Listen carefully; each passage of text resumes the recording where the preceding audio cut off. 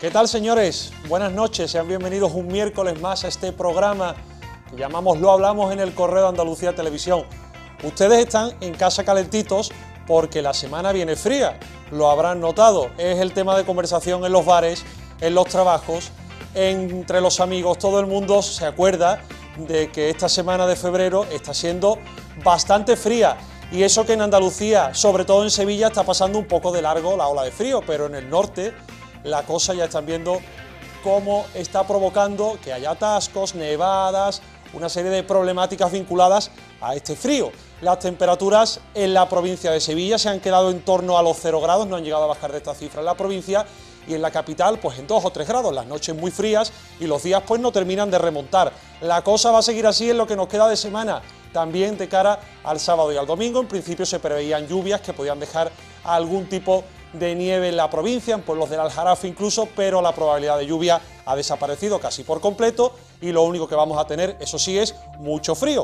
Así que abríguense que la semana va a seguir casi como hasta ahora. Más calentita está la cosa en el Ayuntamiento de Sevilla, porque la negociación de los presupuestos sigue adelante y de momento el alcalde Juan Espadas ya saben que solo tiene el apoyo de 3 concejales de Ciudadanos, 11 más 3 son 14, no le salen las cuentas y necesita todavía bien del sí o de la abstención de otro grupo. Esta semana Juan Espadas pedía una abstención crítica al grupo de Participa, es decir, que permitan que el presupuesto salga adelante, pero que reivindiquen que también se aprueben y se hagan las enmiendas que han presentado. Participa no parece darle mucha credibilidad al alcalde, sobre todo por la experiencia del pasado año en que no se cumplieron sus enmiendas. Y el PP hoy, a través de su portavoz, ha dicho que hay agentes sociales y económicos de la ciudad de Sevilla que piden que haya un pacto PP-PSOE para sacar adelante el presupuesto. Lo cierto es que estamos en febrero y Sevilla sigue sin tener sus cuentas aprobadas. Se agota el tiempo porque el próximo miércoles será el pleno para aprobar definitivamente los presupuestos en el Ayuntamiento hispalense. Se le acumulan al alcalde los problemas, no solo por esto de las cuentas, sino también porque hay varias asociaciones de vecinos que están reclamándole actuaciones. Por ejemplo, en Bellavista, la Asociación de Vecinos de Jardines de Hércules se ha mostrado contraria al traslado del depósito de la grúa municipal desde Los Remedios y hasta su barrio. Dice que se enteraron por la prensa y que hubieran preferido que lo consensuaran con ello, que el barrio de Bellavista tiene otra serie de necesidades antes que esta. Pero también en Santa Cruz los vecinos le piden que controlen la masiva afluencia de turistas que hay por la zona y no están muy de acuerdo con la peatonalización que parece que se va a llevar a cabo en la calle Mateo Jago. En Sevilla Este ya saben que le piden al alcalde también que el metro pase, que la línea 2 del metro también se lleve a cabo como la línea 3 de la que vamos a hablarles dentro de un ratito. Pero claro, no todos son, como van a ver ahora, problemas con los vecinos para el alcalde, porque Juan Espadas ha puesto en marcha esta semana una iniciativa que se llama el Plan Reaviva, de modo que los vecinos de Sevilla van a poder decidir cómo quieren que sean las obras en sus calles y en sus plazas. Parece que ha aprendido la lección de lo ocurrido en la calle Amor de Dios, donde han tenido que modificar el proyecto para incluir lo que pedían asociaciones vecinales y algún que otro partido político. ¿Cómo lo van a hacer? Pues los vecinos de Sevilla, a través de su centro cívico o bien de la plataforma web que se ha puesto en marcha, van a poder colaborar. De momento va a haber 11 microactuaciones en 11 distritos con un presupuesto de 11 millones de euros. Una iniciativa que va a seguir adelante y que va a afectar, por ejemplo, al Paseo de la O en Triana, a la calle Baños en el Casco Antiguo o a la Plaza del Olivo en la Macarena. La web es www.planreaviva.org y ahí tienen ustedes toda la información y cómo participar de esta oportunidad que les da el Ayuntamiento. Y hablándoles de urbanismo, nuevo varapalo para los veladores de la campana, en esta ocasión porque un juzgado de Sevilla le ha denegado la suspensión cautelar de la medida que aprobó la Gerencia de Urbanismo y que los propietarios de esta confitería habían solicitado que se paralizara por el momento. El alcalde, eso sí, ha mostrado su respeto a la decisión judicial y ha dicho que el ayuntamiento sigue trabajando en buscar alguna fórmula para que esta ordenanza de veladores refleje algún tipo de singularidad que afecte a este tipo de negocios históricos como la confitería de esta céntrica plaza. De momento, lo que también dice el ayuntamiento es que sus propietarios, los de la confitería, no han presentado ninguna propuesta alternativa a la medida del gobierno. Ya va a hacer casi un año que se puso en marcha esta medida y la polémica, como ven, sigue a la orden del día. Fue casi en la Semana Santa del pasado año cuando se aplicó lo de los veladores, en la de 2017, una Semana Santa que saben que pasó a la historia por los incidentes de la madrugada. Para evitarlo, este año el ayuntamiento va a poner en marcha un dispositivo especial de seguridad del que estamos conociendo algunas claves, eso sí, no por el gobierno local, sino por lo que van contando los medios de comunicación. Sabemos que va a haber una app, como adelantó esta casa, con mensajes al móvil en caso de que se produzca un incidente, que va a haber altavoces en las calles, más luz y también, como adelantan hoy los compañeros de Diario de Sevilla, que el Ayuntamiento estudia cerrar los bares a la 1 de la madrugada durante la madrugada del Viernes Santo para evitar que se vendan bebidas y se puedan producir incidentes relacionados con estos establecimientos. De momento poco más se sabe, pero el Ayuntamiento prepara cómo va a ser la Semana Santa más segura de toda la historia. Y un último apunte en materia económica. Estamos de enhorabuena porque la Torre Sevilla supera el 95% de ocupación de sus instalaciones. ¿Quién lo iba a decir, verdad?, cuando se puso en marcha el proyecto tan criticado por algunos. Una buena noticia para la economía sevillana, para este rascacielos de la isla de la Cartuja, que saben, lleva adyacente un centro comercial que tiene también el 85% de sus locales adjudicados. Debe abrir, eso sí, durante la próxima primavera, los negocios de este centro comercial para repunte de la economía sevillana y de esta zona de la isla de la Cartuja. Y en el último bloque del programa hablamos de memoria histórica y de la fosa común Picorreja en el cementerio de San Fernando de Sevilla. Fue el primero que murió en el enfrentamiento en Sevilla de la Guerra Civil. No lo sé, yo creo que algo, por lo menos que en los libros ponga cómo pasó y bien y de buena y que esté esto más investigado, porque en Telefónica y en esos agujeros que hay nadie sabe que eso fue de la Guerra Civil.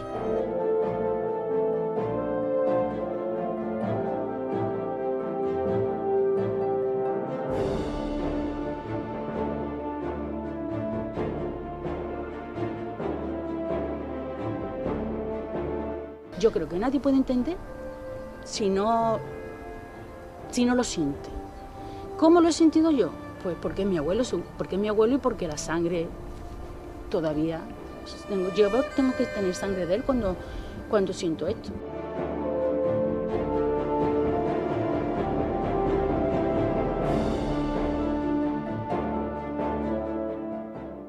Va a estar con nosotros Beatriz Alonso, esta familiar afectada, también Inmaculada Carrasco, que es la arqueóloga de la fosa, y Joaquín Gil, que es un historiador vinculado con la memoria, además de nuestro compañero Francisco Veiga. Eso será en el último bloque. Vendrá la tertulia también, hoy con Ana Trujillo, Iñaki Alonso y Nieves González. Pero antes, saben que es el momento del cara a cara. Hoy en la entrevista, el consejero de Fomento y Vivienda de la Junta de Andalucía, Felipe López.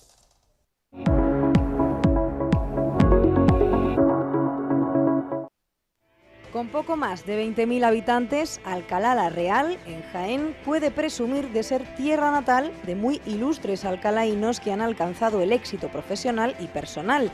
Allí nació el actual consejero de Fomento y Vivienda de la Junta de Andalucía, Felipe López García, a mediados de los 50.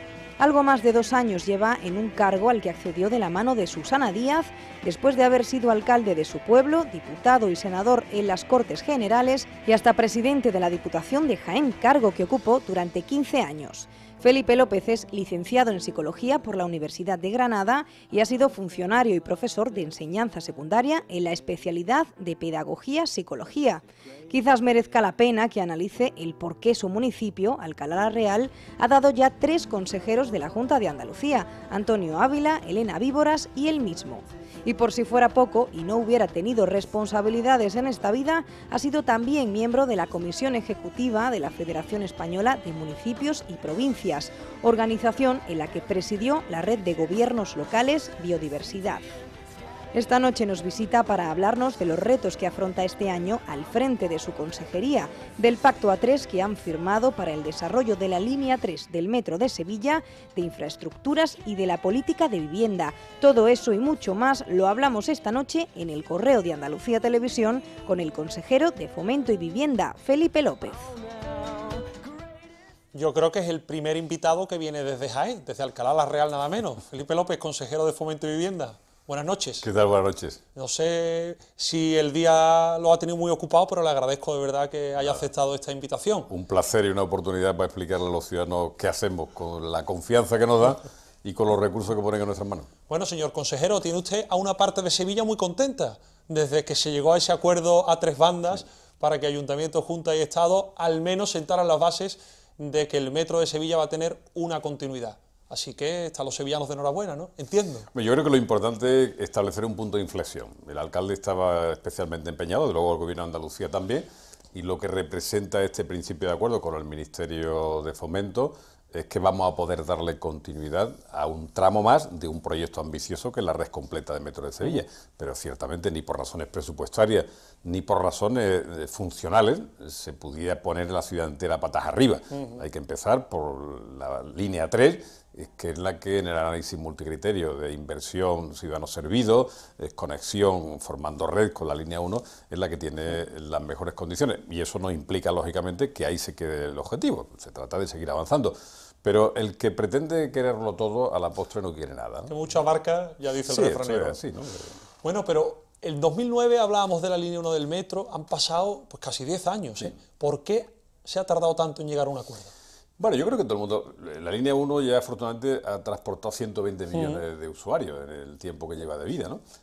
¿Por qué ha ocurrido el parón? Pero no solo en el metro de Sevilla, en general en toda la obra pública en España. Es decir, el ajuste fiscal que ha sido necesario hacer en España como consecuencia del impacto de la crisis económica en las cuentas públicas se ha hecho fundamentalmente sobre la inversión en transporte terrestre, carreteras, ferrocarriles, en política de infraestructura hidráulica.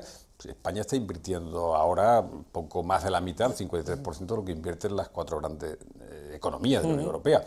Y por tanto, eso se ha notado, el desarrollo de todas las obras, ¿no? Estamos empezando a recuperar capacidad inversora. La Consejería de Fomento tenía en el momento más crítico de la crisis 547 millones de euros y venía de 1.700. Fíjese. Hoy estamos, en el presupuesto del 2018, en 857. Estamos recuperando desde la cota más baja el 49%. Ambicionamos tener más. Pero bueno, ya estamos empezando a tener capacidad de respuesta y en este caso yo creo que la línea 3 de metro puede ser el comienzo, ese punto de inflexión que permita orientar que efectivamente Sevilla tiene posibilidades y necesidad de avanzar en esa dirección. Claro. Entiendo que ha sido entonces la crisis la peor aliada del metro de Sevilla en estos años, no que, o sí, respóndame usted, que haya habido alguna administración que otra que se haya hecho un poco el sueco y haya tardado más en dar un paso al frente y querer estar en este acuerdo. Bueno, también es cierto. Yo quiero quedarme con la parte... la vida no se puede entender más que mirando hacia atrás, pero solo se puede vivir mirando hacia adelante. Lo que me importa es el futuro, ¿verdad? Y es verdad que desde el Partido Popular en algún momento se ha reprochado que no se avanzara, pero es que cuando hubo responsabilidades y el presidente del gobierno se llamaba Aznar y el vicepresidente se llamaba Arenas y el delegado del gobierno de Andalucía se llamaba Zoido, hubo una negativa reiterada a que se invirtiera en la cofinanciación del Estado en el metro de Sevilla y en el de Málaga, por cierto. Bueno, pues, en fin, las convicciones y las promesas y los entusiasmos sobrevenidos cuando se ha tenido una trayectoria como esa, pues hombre, cada uno tiene derecho a expresar lo que quiera, pero para mí fue un poco creíble, ¿verdad? Se podía haber llegado al acuerdo antes, pero en cualquier caso, la presidenta del Gobierno de Andalucía, Susana Díaz, planteó en el debate del Estado de la Comunidad el año pasado que esta era una prioridad para el Gobierno de Andalucía, y ella lo situó en ese escenario, y hemos estado trabajando, de luego, con el esfuerzo y el compromiso clarísimo del alcalde de Sevilla, que ha estado en primerísimo nivel en la tarea, y hemos conseguido un principio de acuerdo, yo creo que más que razonable, con el gobierno en este momento, ¿no? La semana pasada estuvo aquí en este programa la presidenta del PP de Sevilla, Virginia Pérez, y nos decía esto que va a escuchar sobre el metro. Prácticamente se apuntaba el tanto de que hoy en día la línea 3 del metro fuera, por lo menos, un proyecto más real que hace un tiempo. Vamos a escucharla. Lo primero que hice como presidenta del Partido Popular de Sevilla fue ir a visitar al ministro Íñigo de la Serna, y estuvimos hablando de Sevilla, y estuvimos hablando de los problemas que tenía Sevilla y de lo que necesitaba Sevilla. Y cuando se nombró portavoz a Beltrán Pérez, al otro Pérez, pues hizo el mismo recorrido que había hecho la presidenta Pérez, y se fue también a visitar al señor Íñigo de la Serna, y entonces compartimos nuestras inquietudes por la situación de Sevilla, por las inversiones de Sevilla y la necesidad del compromiso que necesitábamos del Gobierno de España, entre otras cosas para ese metro que necesita Sevilla. Y creo que la semana pasada, pues todas esas visitas se han reflejado en un acuerdo para sentarse a hablar de un proyecto de verdad para el metro de Sevilla, para esa línea 3 del metro de Sevilla. Y eso es lo que ha cambiado en el Partido Popular de Sevilla. Más gráfico no le puedo poner un ejemplo. No, Bueno, decía la presidenta del PP que era todo muy gráfico. ¿Usted entiende que el PP se anote el tanto del metro a estas alturas? Bueno, a mí me da igual quién se apunte el tanto. Yo digo cuál es la trayectoria y los hechos. El gobierno del Partido Popular en su momento no quiso apostar por el metro de Sevilla, y ahí está la historia. A mí no me preocupa, no quiero hacer tampoco juicios críticos. Hemos estado llamando a la puerta durante unos cuantos meses y había una respuesta ahora que es la que yo celebro. Yo creo que lo importante, la política tiene que servir para buscar puntos de encuentro, a veces de intereses en conflicto, pero en este caso yo creo que los intereses de los sevillanos tienen que estar por encima de. Y el que haya voluntad de entendimiento en un proyecto como este, entre tres gobiernos, el gobierno local de Sevilla con su alcalde a la cabeza, el gobierno de España y el gobierno de la Junta de Andalucía, me parece que es una buena noticia y por ahí tenemos que transitar, ¿no? Pues vamos a hablar en positivo. Ya está este acuerdo, ya está este pacto. Ahora, ¿cuáles son los pasos a seguir? Explíqueselo usted a los sevillanos, que bueno, ya tienen prisa, ya quieren la obra trabajando en su calle. Nosotros también. A ver, los pasos son, el ministro nos pidió que le enviáramos el proyecto, se lo hemos remitido, lo van a analizar unos días y vamos a constituir una comisión técnica de trabajo. Una comisión técnica en la que esté el Ayuntamiento, lógicamente, el Ministerio y la propia Junta de Andalucía. De forma que en esa comisión técnica habrá que hacer, porque el proyecto está redactado de hace algunos años, hay algunas modificaciones, tienen que ver no solo con la modificación del IVA, tienen que ver con alguna nueva normativa sobre túneles, que hay que adaptar, un proyecto que tiene ya unos cuantos años de redacción, y en ese proceso pues tenemos que plantear efectivamente las fórmulas de financiación, que podrán ser fórmulas diferentes, habrá que analizarlas, si hay posibilidad de fondos europeos, todo lo que sea susceptible de ser captado de apoyo europeo, pues nos vendrá bien a todas las administraciones, la posibilidad de que pudieran ser autofinanciadas por cada una de las administraciones, la posibilidad de ir a una concesión con una cooperación público-privada, pero en definitiva yo creo que desde el punto de vista del interés de los ciudadanos es que se ejecute cuanto antes. Bueno, vamos a intentar que el acuerdo lo podamos cerrar en los próximos meses y podamos estar en condiciones de que la obra se pueda licitar. Yo creo que, en fin, vamos a ver si tenemos suerte y somos capaces de que para final de año pueda estar la obra en licitación. Dijo el alcalde de Sevilla no hace mucho, creo que estaba usted presente, que lo ideal sería que 2018 fuera el año de la negociación y el 19 el de la ejecución. Eso es. Eso es lo ideal, ¿no? El del inicio de la ejecución. Claro, una sí. obra de este tipo. Se entiende que en un año no. Claro. Se sobreentiende que es para empezar al menos. Eso es. Todo el mundo entiende que una obra de estas características, en fin, una obra compleja desde el punto de vista técnico, presupuestariamente también, pero sobre todo, aunque hubiese recursos suficientes, el ritmo y la cadencia de una obra de esta naturaleza, por su propia naturaleza, es relativamente lenta. No creo que tenga menos de 4 años de desarrollo. Además, una obra subterránea en una ciudad, en fin, en Andalucía en su conjunto. Sí, pero para sí, eso... porque tenemos experiencia en Granada, que acabamos de arrancar el metro hace, por cierto, con un éxito notable en términos de usuarios en 3 meses y medio. Pues nos encontramos con una naumaquia, un lugar que era una especie de gran piscina donde los reyes almohades recreaban casi a escala batallas navales, ¿no? Bueno, pues eso había que documentarlo, conservarlo, integrarlo dentro de la estación. Y eso atrasa todo el proceso. Claro, no estaba previsto cuando se hace el proyecto porque nadie sabía que había debajo, ¿verdad? Pero este tipo de cosas hay que pensar que pueden suceder, ¿no? Y por lo tanto, tratar de precipitar cosas con la ansiedad de que esto para pasar mañana, yo creo que lo importante es que hay un principio de acuerdo, que vamos a trabajar para poder poner en marcha el proceso y a partir de ahí, evidentemente, que la obra tarde lo menos posible. Pero en fin, tenemos que tener conciencia de que una obra de esta naturaleza tiene su tiempo, su complejidad. Bueno, ya esa licitación que usted ha deslizado a finales de 2018, pues es una satisfacción. Bueno, ojalá estemos en condiciones de licitar la obra en ese momento. Imagino que estará al tanto de que entre los vecinos de Sevilla Este andan un poco mosqueados, si me permite la expresión, porque dicen que la suya es la línea 2 y ustedes van a empezar por la 3, que ellos son más que en Pino Montano, vamos, que viven más gente que en Pino Montano. ¿Qué les decimos a estos vecinos? Bueno, que yo creo que se trata de ponerle racionalidad a las cosas. Yo comprendo la ansiedad de los ciudadanos que quieren que se resuelvan todos los problemas y todos a la vez, pero todo eso no es posible, ¿verdad? Entonces hay que ir por etapas. Esta es la línea que en el análisis multicriterio tenía más rentabilidad en términos sociales, forma red con la línea 1, y eso desde luego no implica que se pare ahí el proyecto. La vocación, bueno, del alcalde y la propia Junta de Andalucía, tenemos muy claro que al final Sevilla está orientada y tiene que seguir orientándose en lo que están haciendo las ciudades europeas que están en la vanguardia, ¿no? O sea, tenemos que procurar una ciudad donde la componente de movilidad no esté soportada en las 4 ruedas del coche, eso es calidad del aire, en fin, poco saludable. En Europa hay una estimación de 400.000 muertes prematuras por la mala calidad del aire, 30.000 millones de euros de gasto sanitario asociado, también del sufrimiento humano que conlleva. Por lo tanto, además, Sevilla, que es una ciudad que ha demostrado también ser pionera en esto, en la red de carriles bicis, la peatonalización, el movimiento ciclopeatonal, propulsado por energía humana, que no es contaminante, las soluciones propulsadas por energía renovable, y los metros y los tranvías lo son, eso tiene que ir ganándole peso en términos porcentuales al coche. Y son ciudades más amables, más habitables, más sostenibles, por calidad del aire, por compromiso medioambiental y lucha con el cambio climático, por reducción de la accidentalidad. Cuando hablamos de transporte ferroviario, alguien puede pensar que los datos estadísticos de seguridad son la relación entre los niveles de seguridad de un sistema tranviario y el bus es de 1 a 3 a favor de la solución ferroviaria. Si hablamos de una relación con el coche, de 1 a 30. Fíjese. Y si hablamos de una motocicleta, de 1 a 100. Sí, que todos son ventajas. Claro. Pasa que tiene una inversión importante. Obviamente. Pero yo en eso siempre digo que es preferible gastárselo para prevenir problemas y resolver sufrimiento humano, porque si nos lo gastamos al final en resolver problemas de salud, es más virtuoso que el capítulo de salud sea más voluminoso, con cosas que hemos podido prevenir. Bueno, ¿qué están haciendo las ciudades punteras en Europa? Pues caminar por ese sendero.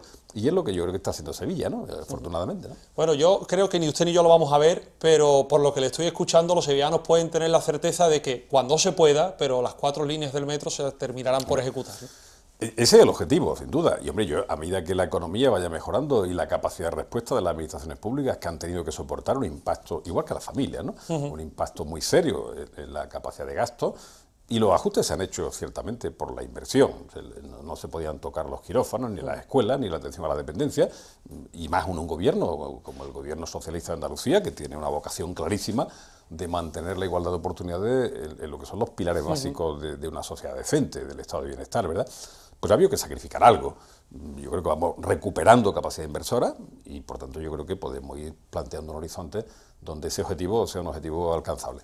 Bueno, hablando de metro, le cambio al tranvía de Alcalá, que está muy relacionado, ¿no? Con la línea 1 del metro. La obra civil va a buen ritmo, usted la ha visitado en varias ocasiones. Tenían ahí la espinita de la gestión, ¿no?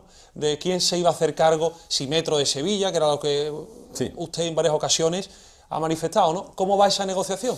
Bueno, eso es lo racional. Efectivamente, nosotros planteamos en su momento, que por cierto, cuando se habla de que el metro de Sevilla, eso es una prolongación del metro de Sevilla, por lo tanto no es que está parada. Hay una inversión ahí ya ejecutada importante, cuando se concluye estará en torno a los 170 millones de euros, soportados íntegramente por el Gobierno de Andalucía. Luego, no está que quede constancia. Claro, ¿no? Pues forma parte de la realidad de este momento, ¿no?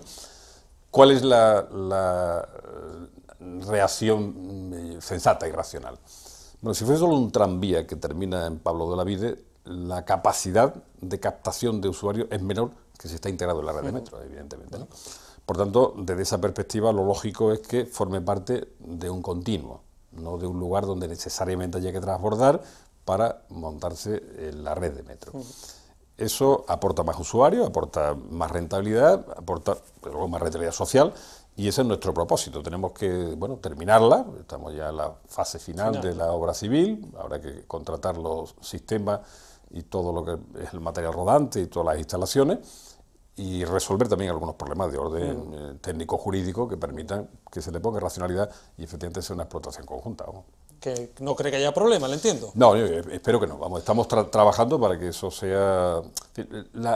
La lógica jurídica tiene que acoplarse a una realidad social que tiene que tener una rentabilidad clara, y la mayor rentabilidad social estará en función de este planteamiento que estamos haciendo. ¿Sigue en pie que la obra esté finalizada en este año, imagino? Sí, ¿no? ¿Que los alcalareños se puedan montar en el tranvía este mismo año? No, la obra civil sí va a estar terminada. Todas las instalaciones y los sistemas no va a dar lugar a terminarlo este año, por lo tanto no quiero fijar plazos que no vamos a cumplir. No va a ser el 18, ni lo habíamos planteado en ningún caso, ¿no? Va a seguir la obra, vamos a ir a la fase ya de, como digo, instalaciones de sistemas, pero no va a estar terminada la obra para poder ser utilizada en el año 18, pero será en poco plazo. Sí estaremos, espero, utilizando y puesta en marcha el tren tranvía de la Bahía, que es un punto de entendimiento también con el Gobierno de la Nación. Quiero señalarlo, tenemos muchos puntos de desencuentro con el Gobierno de España, pero también hay puntos de entendimiento. Y ese es uno de ellos. Ese es uno de ellos, como el metro. Estamos trabajando por buscar puntos de encuentro. Y además señalar de paso que el Gobierno de Andalucía está haciendo, es verdad que quedan muchas cosas por hacer y los ciudadanos exigen y demandan razonablemente, pero no hay ningún gobierno autónomo en España que haya hecho una inversión agregada tan importante en sistemas ferroviarios urbanos y metropolitanos como ha hecho Andalucía. 2.600 millones de inversión, con 3 sistemas funcionando, Málaga, Granada, Sevilla, con uno a punto de arrancar, que es el de la Bahía, utilizando el primero que se pone en España, por cierto, combinando un sistema tranviario y un sistema ferroviario, competencia de 2 administraciones, pero que han llegado a un entendimiento. Claro, la racionalidad, los ciudadanos son únicos, no distinguen de quién es el competente. Nada, pues ellos quieren montarse y llegar hasta donde quieran. Claro, y además con la inversión más reducida posible. Bueno, vamos a hacer un ramal ferroviario en paralelo a duplicar el gasto. Claro. No tiene sentido. Entonces, yo creo que por ahí hay, en fin, un avance y un compromiso, de luego claro, del Gobierno de Andalucía en relación con un objetivo de la Unión Europea, que es el eje transporte-energía, tanto en desplazamientos urbanos y metropolitanos como en desplazamientos interurbanos, y ahí estamos con la Red Europea de Transporte, que le estamos criticando al Gobierno porque el Algeciras-Bobadilla no avanza, pero bueno, creemos que con fundamento, ¿no? Bueno, consejero, usted me va a perdonar que yo siempre le pregunte por plazo, financiación, porque sí, es que bueno, yo no he visto más fecha que lleve usted para adelante con este tipo de obras, pero bueno, tiene que entender que los sevillanos y los ciudadanos que nos están viendo quieren saber eso. Cambiamos a otra infraestructura, en este caso a la conexión ferroviaria entre el aeropuerto de San Pablo y la estación de Santa Justa. Creo recordar que dijeron que iban a encargar un estudio que estaría a inicios de 2018 para ver la viabilidad. Estamos en febrero, no sé si ese estudio está ya ejecutado y qué le han dicho. Hay un trabajo previo que se encargó sobre el cual se hace este estudio de viabilidad. Por cierto, el Gobierno de España también, con un acuerdo del Congreso de los Diputados, ha encargado también otro trabajo en paralelo. Vamos a tener las conclusiones dentro de unos meses y vamos a ver cuál es la solución óptima, qué viabilidad tiene una fórmula u otra. Y a partir de ahí pues veremos cómo se puede plantear el horizonte de abordar la intervención y la financiación. No será un tema tampoco fácil desde el punto de vista de la digestión presupuestaria. Pues de momento no lo tienen, ¿no? No está terminado. Claro. ¿Y usted es más partidario de la opción del tranvía, que la tendría que gestionar la Administración andaluza, o del cercanías, que es cosa del Estado? Yo creo que ahí hay que buscar, digamos, criterios más que a priorísticamente decir, si buscamos la solución A, lo echamos en la espalda de una administración, y si la B, lo colocamos en otra, la solución que desde el punto de vista, digamos, técnico y científico tiene más racionalidad. Entonces esa es la conclusión a la que habría que llegar. Y a partir de ahí ver cómo se puede plantear la financiación, ¿no?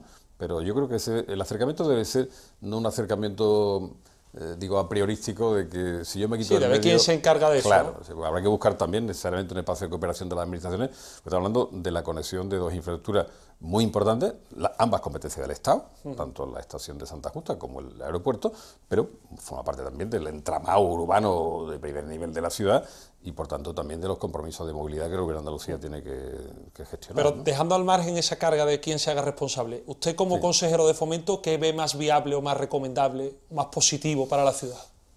Bueno, es que no sé cuál es la fórmula que al final nos arrojará los datos en términos de demanda y en términos de tiempo de desplazamiento y por tanto la solución óptima. Creo que eso hay que verlo en función del análisis que se haga, ¿no? Bueno, pues vamos a hablar enseguida, si le parece, de más infraestructura, algunas pendientes del Estado, que quiero que me diga qué va a pasar o qué cree que va a pasar con la S40, entre otras cosas, pero tenemos que hacer un alto para la publicidad. Paramos nada, un segundito y enseguida estamos de vuelta.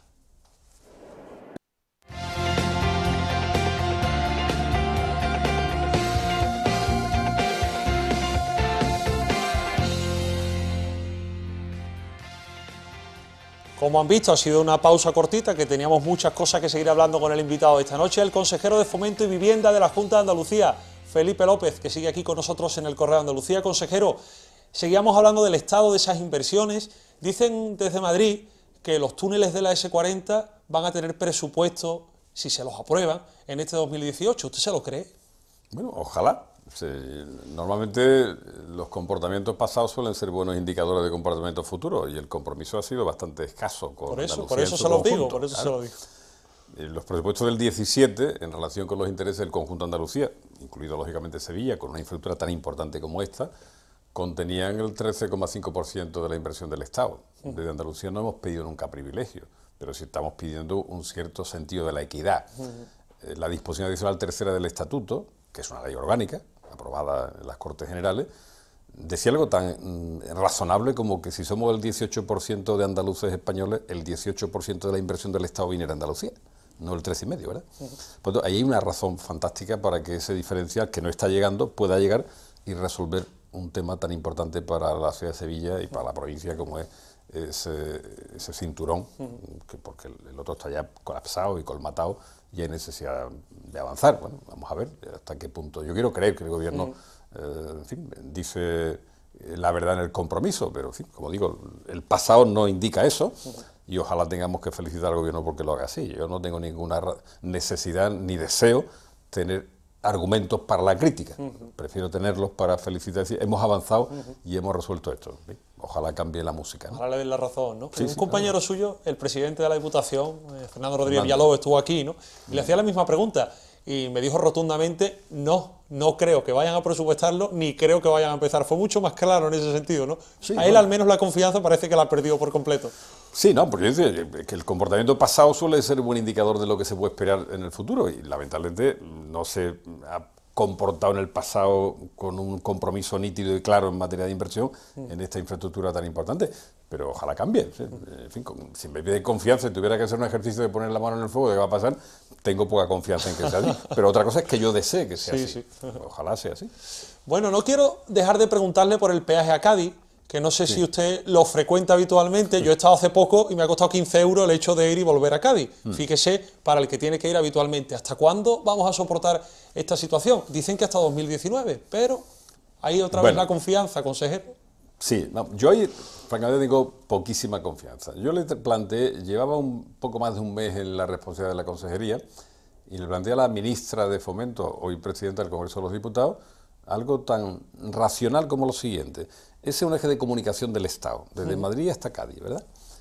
Y le planteé a la ministra, si el Gobierno de Andalucía, en un eje de comunicación que es de competencia del Estado, ha asumido para no gravar más la economía, la actividad, el empleo y el desarrollo de una zona, pagar a sus expensas una parte de ese peaje y liberar a los ciudadanos de ese pago, entre Jerez y Puerto Real, ¿te parece razonable que el Gobierno de España levante a su expensa el otro trozo? No esperando al 19, sino haciéndolo antes. Esto, consejero, es un problema porque agravia otras comunidades. Digo, no hay ninguna comunidad que a sus expensas, sobre un eje que no es de su competencia, esté pagando el peaje. Por lo tanto, no, el agravio no existe. No hay agravio. El agravio es aquí. El agravio lo tenemos los andaluces. Claro, pero eso se acaba tornando todavía más irresistible cuando, bueno, vemos que en el mes de agosto, con agosticidad, no con nocturnidad, pero el día 2 de agosto, el Consejo de Ministros decide levantar el peaje de la AP9 en Galicia, a sus expensas. Digo, pues si los españoles somos todos iguales ante la ley y el tratamiento del gobierno debe ser equitativo con todos los territorios, que me den una razón que pueda entender, no yo, sino el conjunto de los ciudadanos, por qué se levanta el peaje de la AP9 y no el de la AP4. La diferencia que es el 4 o el 9, que el presidente del gobierno es gallego, ¿cuál es? Porque no tiene fundamento. Si todavía vamos más allá y esperamos a que el ministro acabe diciendo que acaba el 19 el peaje y tampoco es capaz siquiera de decir que va a quedar el tránsito entre Sevilla y Cádiz igual que está entre Sevilla y Madrid, que es lo que tiene que decir para que todo el mundo lo entienda, se refugia en la ambigüedad. ¿Qué podemos pensar? Sí, el ministro ha dicho estos días que quieren hacer una medida conjunta, ¿no? Un plan nacional, un pacto nacional. Eso como que no acaba de dejarnos muy tranquilos de que se vaya a cumplir esto, que en 2019 no haya otra prórroga más, ¿no? Obviamente. Y yo lo que le pido al ministro es claridad, no una ambigüedad calculada que deje abierta una puerta para volver a plantearse algún gravamen en el tránsito que debe ser un tránsito libre. Cádiz está perjudicada y castigada doblemente. Sevilla también, en la parte lógicamente que le toca, ¿no? En el tránsito de mercancías con el corredor ferroviario Algeciras-Bobadilla, que no avanza ni un centímetro, y en el tránsito de ciudadanos que no tienen una vía de alta capacidad de acceso libre, porque en algunas capitales, en Andalucía y en otros puntos del Estado... La alternativa, elija usted lo que quiera. Existe una autopista a Málaga, se puede ir por el peaje, pero hay una vía de alta capacidad libre, ¿no? Pues no ocurre aquí. Entonces me parece que es una situación tan insostenible que el gobierno no tiene argumentos para convencer a los ciudadanos. Y eso es lo peor de los gobiernos. Cuando no hay razones que se puedan explicar y hay agravios lacerantes, pues es muy complicado que la gente entienda que aquí se da un tratamiento blanco y allí tiene que ser negro, ¿no? ¿Ustedes van a hacer algo para que ese peaje verdaderamente el enero de 2020 ya no esté en marcha? ¿Qué pueden hacer, aparte de decirle al gobierno, oiga usted, nosotros estamos... cometa esto?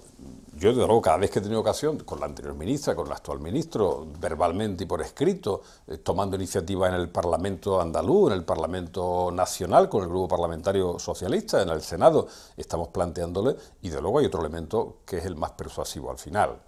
Los gobiernos acaban orientándose en muchas ocasiones por el clima de opinión pública.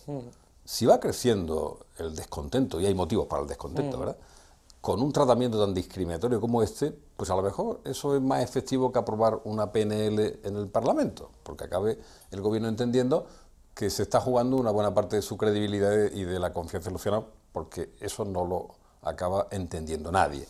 Y yo creo que por ahí nosotros vamos a seguir haciéndolo. De hecho, incluso estamos estudiando, si tiene fundamentación jurídica, lo estamos viendo, la posibilidad de recurrir, y no es incompatible, digamos, la batalla política de lo que pudiera ser eventualmente una batalla también en el ámbito contencioso.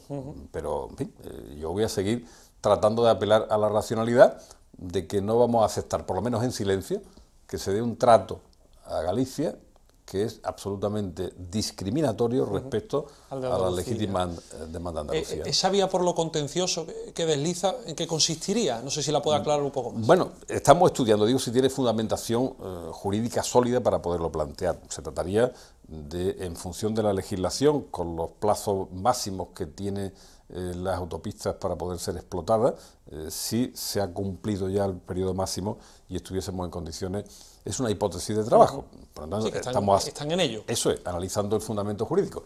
Pero estas cosas no hay que descartarlas, igual que había en principio, parece poca expectativa de que la demanda sobre las cláusulas suelo abusivas acabaran teniendo éxito, y en Bruselas acabaron tumbando. Bueno, pues yo creo que estas cosas no hay que descartarlas, no aventurándolo todo a eso, seguir trabajando desde el punto de vista político, claro. Y en cualquier caso, yo sí le planteo al gobierno también como mínimo que retorne al gobierno de Andalucía desde el mes de agosto, por lo menos, lo que sí está pagando en Galicia, que se lo pague al gobierno de Andalucía, que está soportando una carga. Para liberar a los ciudadanos, el gobierno está soportando una carga. Bueno, pues esa carga... Que al menos la compense. Esto es, ¿no? Por lo tanto, podemos establecer en el peor de los escenarios un acuerdo de compensación del gasto que está teniendo Andalucía ahora mismo respecto al peaje que está pagando, al final, un peaje en la sombra, un peaje blando, pero que lo hace el gobierno de Andalucía pero que al final en nombre de los ciudadanos, pero está pagando, claro. Aunque no sea el ciudadano directamente, sí, sino a través de la administración. Claro, 120 millones de euros para representar la inversión. Bueno, van a entrar los compañeros enseguida a hacerle una pregunta, pero me quiero dar un paseíto rápido por la provincia, desde que se me acabe el tiempo, para hablarles de varios temas. El primero, la pasalera ciclista de la S30. Sí. Recuerdo que estuvo usted en el Ayuntamiento de San Juan de Alfarache con los alcaldes de la zona. De Sevilla también. Y de Sevilla, San Juan, sí. Hablando de eso. Dicen algunas asociaciones ciclistas que va el proyecto con retraso. Yo no sé si es así o qué falta para que lo tengamos ya listo. Efectivamente el proyecto debía haberse terminado hace tiempo. Hubo dificultades, hubo que rehacerlo, se adjudicó en la legislatura anterior, hubo que rehacer el proyecto, se adjudicó, pero en este momento yo le puedo garantizar que antes de final de mes está puesto al servicio del conjunto del océano. Y va a ser una obra muy importante porque representa no solo una pasarela ciclista segura, para salvar el riesgo que representa la S30. Hasta ahora esa zona era... Claro, una zona de mucho riesgo. Una zona de accidente, de riesgo, claro. Sino que además también se recupera una conexión peatonal del Aljarafe con Sevilla, ¿no? Y yo creo que esto a mucha gente le va a venir magníficamente. Y va en la dirección de lo que antes hablamos, de la movilidad sostenible y de soluciones de ciudades más habitables, donde el peatón, la bicicleta u otros modos de transporte colectivo que no consumen energías fósiles y que son renovables, creo que ese es el camino. Y antes de final de mes va a estar a disposición del océano. ¿Y esa pasarela cuando llega a Sevilla, por dónde continúa? Conecta con la red ciclista que tiene la ciudad, ¿no? Por tanto está integrada dentro de... ¿no? Estamos haciendo otros temas también, también el Aljarafe, entre el polígono Pisa y la estación de metro, otra vía ciclista que estamos planteando, no está todavía en obra, va a estar dentro de muy poco. La comunicación entre Alcalá de Guadaira y Dos Hermanas, que estamos el desdoblamiento de la carretera estará terminado a final de año, también planteamos una vía ciclista paralela, de forma que entre Parque Alcosa, el antiguo aeropuerto y Valdezorra estamos también con otro proyecto ya en avanzado estado de gestación. Bueno, tenemos bastantes cosas que forman parte de esa filosofía global. Aparentemente un metro y un tranvía tiene poco que ver con una bicicleta, pero va todo en la misma dirección. Todo va en el mismo saco, ¿no? Claro. Todo aporta lo mismo. La última, ya que ha dicho Alcosa, que también es consejero de vivienda, Sí, que claro. no se me puede olvidar, esos vecinos que llevan tanto tiempo reclamando la rehabilitación de sus viviendas. Hoy habla usted de Alcosa en la comisión. En la comisión, sí. ¿Qué le podemos decir a esos vecinos? ¿Cuándo es el turno de sus viviendas? Yo creo que hay una ventana clara de esperanza ya para las legítimas reivindicaciones que tenían. Se hizo una intervención en base a un convenio de 2009, se intervino en 2 plazas. En función de los informes geotécnicos hay prioridad en 3 plazas más, creo que es Zocodover, Azaín y Pinar del Rey. El alcalde de Sevilla nos planteó, lógicamente, la necesidad de que lo hiciéramos de forma prioritaria en esa zona. Bueno, la crisis también acabó y el gobierno de España, no se trata de ningún reproche, pero de una constatación que es así, paró las inversiones y no se pudo seguir, y ahora dentro de pocos días, lo que yo he dicho esta mañana en la comisión, vamos a sacar la licitación de en torno a 460.000 euros para la adecuación de los proyectos, las direcciones de obra, y en cuanto esté el plan de vivienda del Estado aprobado, que debía haber estado para final de año, no ha estado, yo espero que tarde muy poco, colgaremos del plan del Estado, de forma que la cofinanciación sea del Estado, de la Junta de Andalucía y del propio Ayuntamiento, guión los vecinos, de manera que podamos dar satisfacción a una demanda, yo sé que ha estado largamente esperada, pero que ya tiene un cauce de concreción. ¿Y esto temporalmente en qué se traduce? Es decir, los vecinos de Alcosa que nos estén viendo, ¿cuándo van a ver en sus viviendas esa rehabilitación que reclaman? Bueno, yo digo, depende del plan del Estado que Sí, se ha aprobado antes de lo que después, esté en su mano, claro. yo confío que el plan no vaya más allá de 2 o 3 meses, podamos declarar área de rehabilitación y renovación urbana y podamos plantear que las inversiones reales, una vez que los proyectos empiezan a adaptar y redactar, estén para final de año, pues antes de final de año tiene que estar la obra licitada, ¿no? Bueno. Haremos también, porque el alcalde ha planteado también como prioridad otras zonas de Sevilla. Ahora estamos actuando en Polígono Sur también, con una inversión de en torno a 6 millones de euros, que afectan a 770 viviendas. Lo estamos haciendo también en Morón, lo estamos haciendo también en otros municipios, de forma que la política de vivienda al final tiene una serie de ejes que tienen que ver con el apoyo, las ayudas al alquiler, la rehabilitación. Los y ascensores, que también están trabajando claro, ustedes en los eso. temas de ascensores que son fundamentales. Accesibilidad. Cuando hablamos de rehabilitación, hablamos básicamente de accesibilidad y de adecuación desde el punto de vista de la eficiencia energética. El parque de vivienda en España y en Andalucía, la mitad está hecho con antelación al año 81, fue cuando tiene graves problemas salió de la eficiencia. primera norma técnica que exigía ya una serie de parámetros en orden a la calidad de la edificación, pero las viviendas con antelación construidas con anterioridad a esa fecha, pues no tienen esos estándares. Pues ahí hay que hacer un esfuerzo ¿En importante. eso están? Sí, ahí estamos trabajando. Bueno, el gobierno de Andalucía impulsó antes del impacto de la crisis del año 2000, en algún momento estuvo Juan Espada, fue consejero de vivienda también, se invirtieron más de 300 millones de euros que permitieron que 44.000 familias en Andalucía acabaran resolviendo el problema de la accesibilidad con instalación de ascensores. Con el plan de vivienda de Andalucía, en el que estamos trabajando en este momento, desde el 16 hasta el 20, que es el horizonte que tenemos con el plan, va a haber otras 26.000 familias que van a resolver el problema de accesibilidad, ¿no? Y de forma que con las diferentes líneas de acción, son múltiples en política de vivienda, van todas dirigidas además a favorecer la situación de las familias más vulnerables, las que tienen menos niveles de renta y las que tienen, por tanto, viviendas en peores condiciones, como es obvio, ¿no?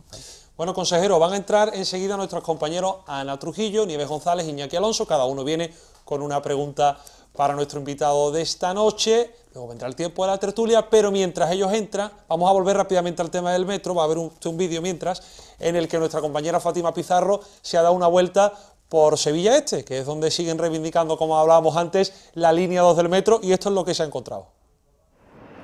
Durante el pasado mes de enero conocimos la noticia de que el Ayuntamiento y la Junta presionaron al Gobierno central para la construcción de la línea 3 del metro de Sevilla, que unirá Pinomontano y Los Bermejales. Lo harán, según dice la teoría, antes de la línea 2, que abarca Sevilla Este hasta el centro y Triana. El motivo de la prioridad de la línea 3 frente a la 2, según la Consejería de Fomento, es el mayor número de habitantes a quienes beneficiará. Los cálculos de la Junta apuntan a 150.000 habitantes en un ratio de 500 metros de una estación. Esta decisión no está gustando nada a los vecinos del distrito Este-Alcosa-Torreblanca, quienes ya se han atrevido a luchar por sus intereses. Los barrios de Sevilla Este, Alcosa y Torreblanca no quieren que se les escape el tren. Piden al Ayuntamiento que construya la línea 2 del metro y para ello ya asociaciones como esta de la Avenida de las Ciencias y otras entidades vecinales están recogiendo firmas. Debería de haber un metro ya, puesto que la línea de metro hace por lo menos 10 o más años que se hizo, o 12, y ya debería de haber aquí una, por supuesto. Aquí hay muchos niños, esto es un barrio muy nuevo y por supuesto que sí, claro. Lo ideal, sería lo ideal, lo que pasa que bueno, todo tiene su tiempo, pero sí, perfecto, lo veo justo además. Hombre, sería mucho más fácil para conectar con sitios como por ejemplo el centro o, no sé, a donde queramos ir es mucho más rápido y más fácil y en metro. Hombre, porque cojo el metro, que yo vivo allí enfrente y ya estoy en el centro, y ya, ay, que vengo ahogadita. Pero vamos, muy bien. Me gusta mucho. Esta zona está viniendo hacia arriba, tiene un montón de locales buenísimos y está muy mal comunicada. Necesitaríamos que hubiera un poquito más de tránsito de gente, de público, porque yo, por ejemplo, tengo que coger el coche, que no me gustaría llegar hasta aquí en coche, para venir a disfrutar de esta zona que está muy bien montada, tanto por Fibejo como los demás locales que hay aquí. Claro, claramente, lo necesitamos, claro que lo necesitamos, para venir al trabajo, fundamentalmente, claro, sí. Si yo vivo en Tomares y tengo que venir hasta aquí al trabajo, ojalá me lo pusieran. Ante este descontento social, durante esta semana, diversas entidades y grupos vecinales del Distrito Este están manteniendo reuniones con algunos de los grupos políticos de la Corporación Municipal. Reclaman la necesidad de que los distintos partidos apoyen en el Parlamento de Andalucía una iniciativa que dote de recursos económicos al proyecto de una nueva línea del metro. La principal petición de los vecinos es comenzar por la construcción de la línea 2 y hacerlo por el tramo Torreblanca-María Auxiliadora, pasando por Sevilla Este y Alcosa. Muchos vecinos de Sevilla Este creen además que la línea express de Tusam les está sirviendo de poco y argumentan que el trayecto del autobús no se ha reducido dada la distancia tan alejada de estos barrios respecto al centro de la ciudad. El tráfico y la incomunicación son otros factores que mantienen los ciudadanos marginados del resto de distritos, según ellos mismos han apuntado. Aquí la verdad que el autobús tarda un montón, aunque ahora nos han puesto, yo creo que como nos han puesto una línea rápida o algo así que se llama, que lleva al Prado, pues nos querrán a lo mejor parar un poquito, pero aquí hace mucha falta, esto está lejos. Es un cuarto de la población de Sevilla y la verdad es que desde yo he vivido en Alcosa siempre y ahora me he venido aquí a Sevilla Este, bueno, que Alcosa de Sevilla Este, y la verdad es que son 2 líneas de autobuses, tardan 45 minutos, han puesto la lanzadera, pero la lanzadera te lleva directamente hasta un sitio. En cambio, con el metro yo creo que la gente podría echar más manos de transporte público. Sí, que estamos muy olvidados del barrio de Torreblanca y del parque de aquí de Alcosa, estamos muy olvidados. Sí, habemos 3 barrios que parece que estamos más marginados del todo. Que hasta la actualidad el metro, para la mayoría de los sevillanos, ha servido de poco, pero sobre todo los que vivimos en el área metropolitana, en la que no tenemos ningún sistema de llegar, por ejemplo, a Sevilla Este, que no sea en coche y atravesando el puente del Quinto Centenario, que se acumulan las colas y que muchas veces perdemos hasta 20-25 minutos en llegar a trabajar. Así que sí, sería muy necesario un metro bien organizado y que llegara a Sevilla Este desde las áreas metropolitanas o de cualquier sitio de Sevilla, ¿no? Lo que me parece alucinante es que se gaste tantísimo dinero solamente para poner una línea que realmente no es práctica para nadie y sobre todo no es absolutamente nada barata para los estudiantes. Yo tengo 3 hijos y me resulta bastante más barato llevarlos en coche que llevarlos en metro. Y eso creo que no es nada operativo y mucho menos para un ayuntamiento que se supone que el bien social es lo que tiene que primar. Suponemos, vamos, yo por lo menos lo presupongo. Diálogo es lo que reclaman estos vecinos, quienes quieren hacer uso también de los servicios del metro de la ciudad, una necesidad que siguen reclamando mientras buscan y aportan soluciones y alternativas en los grupos políticos, basándose en el apoyo del resto de sevillanos.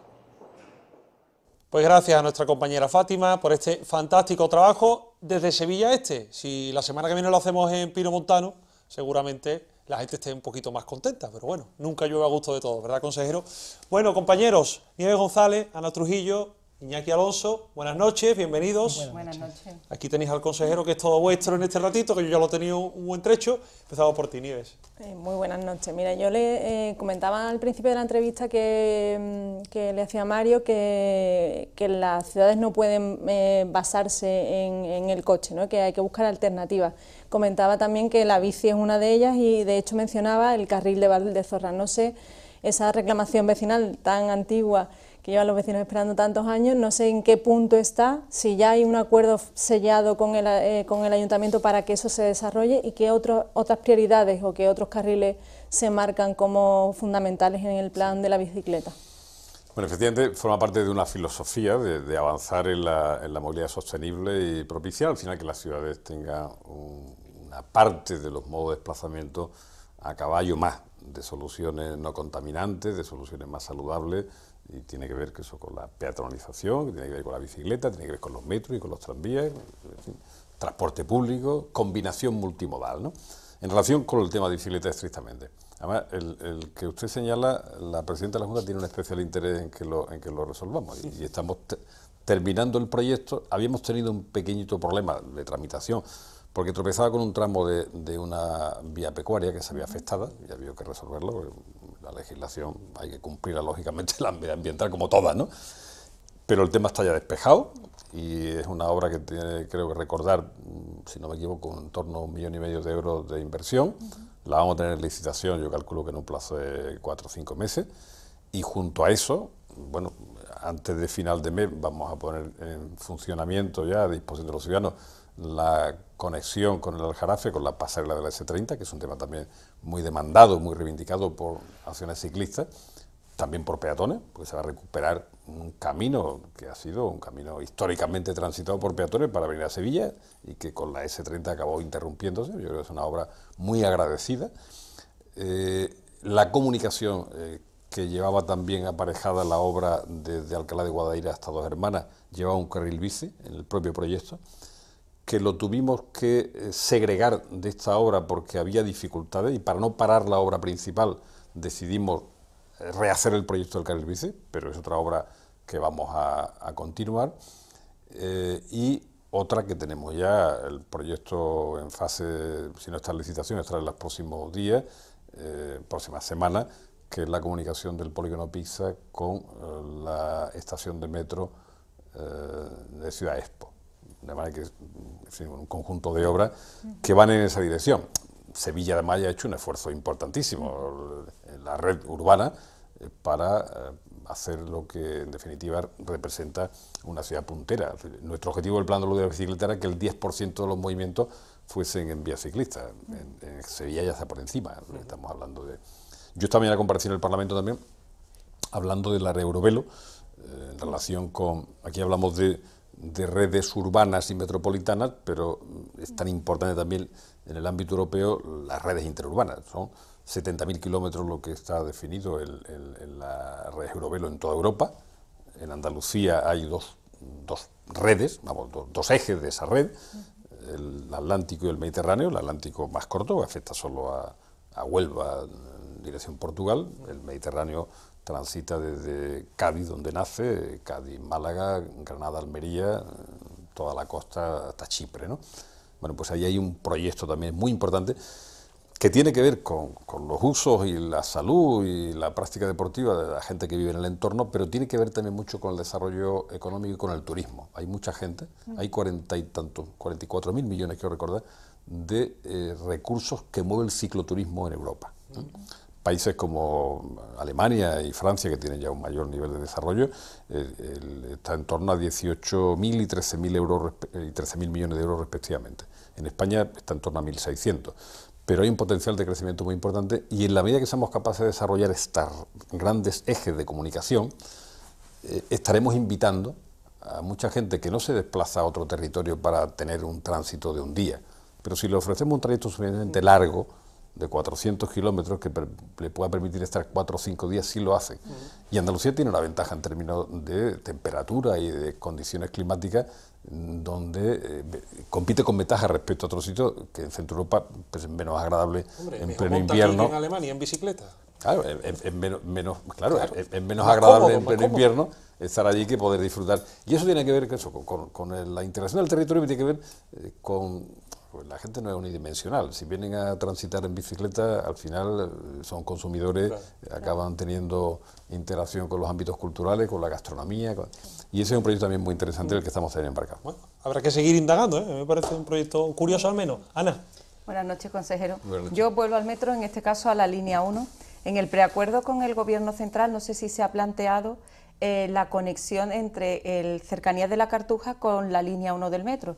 Ahora mismo el Cercanías de la Cartuja es una infraestructura un poco infrautilizada por la ciudadanía, pese al que el Ayuntamiento ha puesto en marcha la lanzadera, pero es verdad que la conexión esta podría aumentar tanto el número de viajeros de la línea 1 del metro como del propio Cercanías de la Cartuja. No sé si se ha planteado esa conexión o si la ve factible de poder desarrollarla.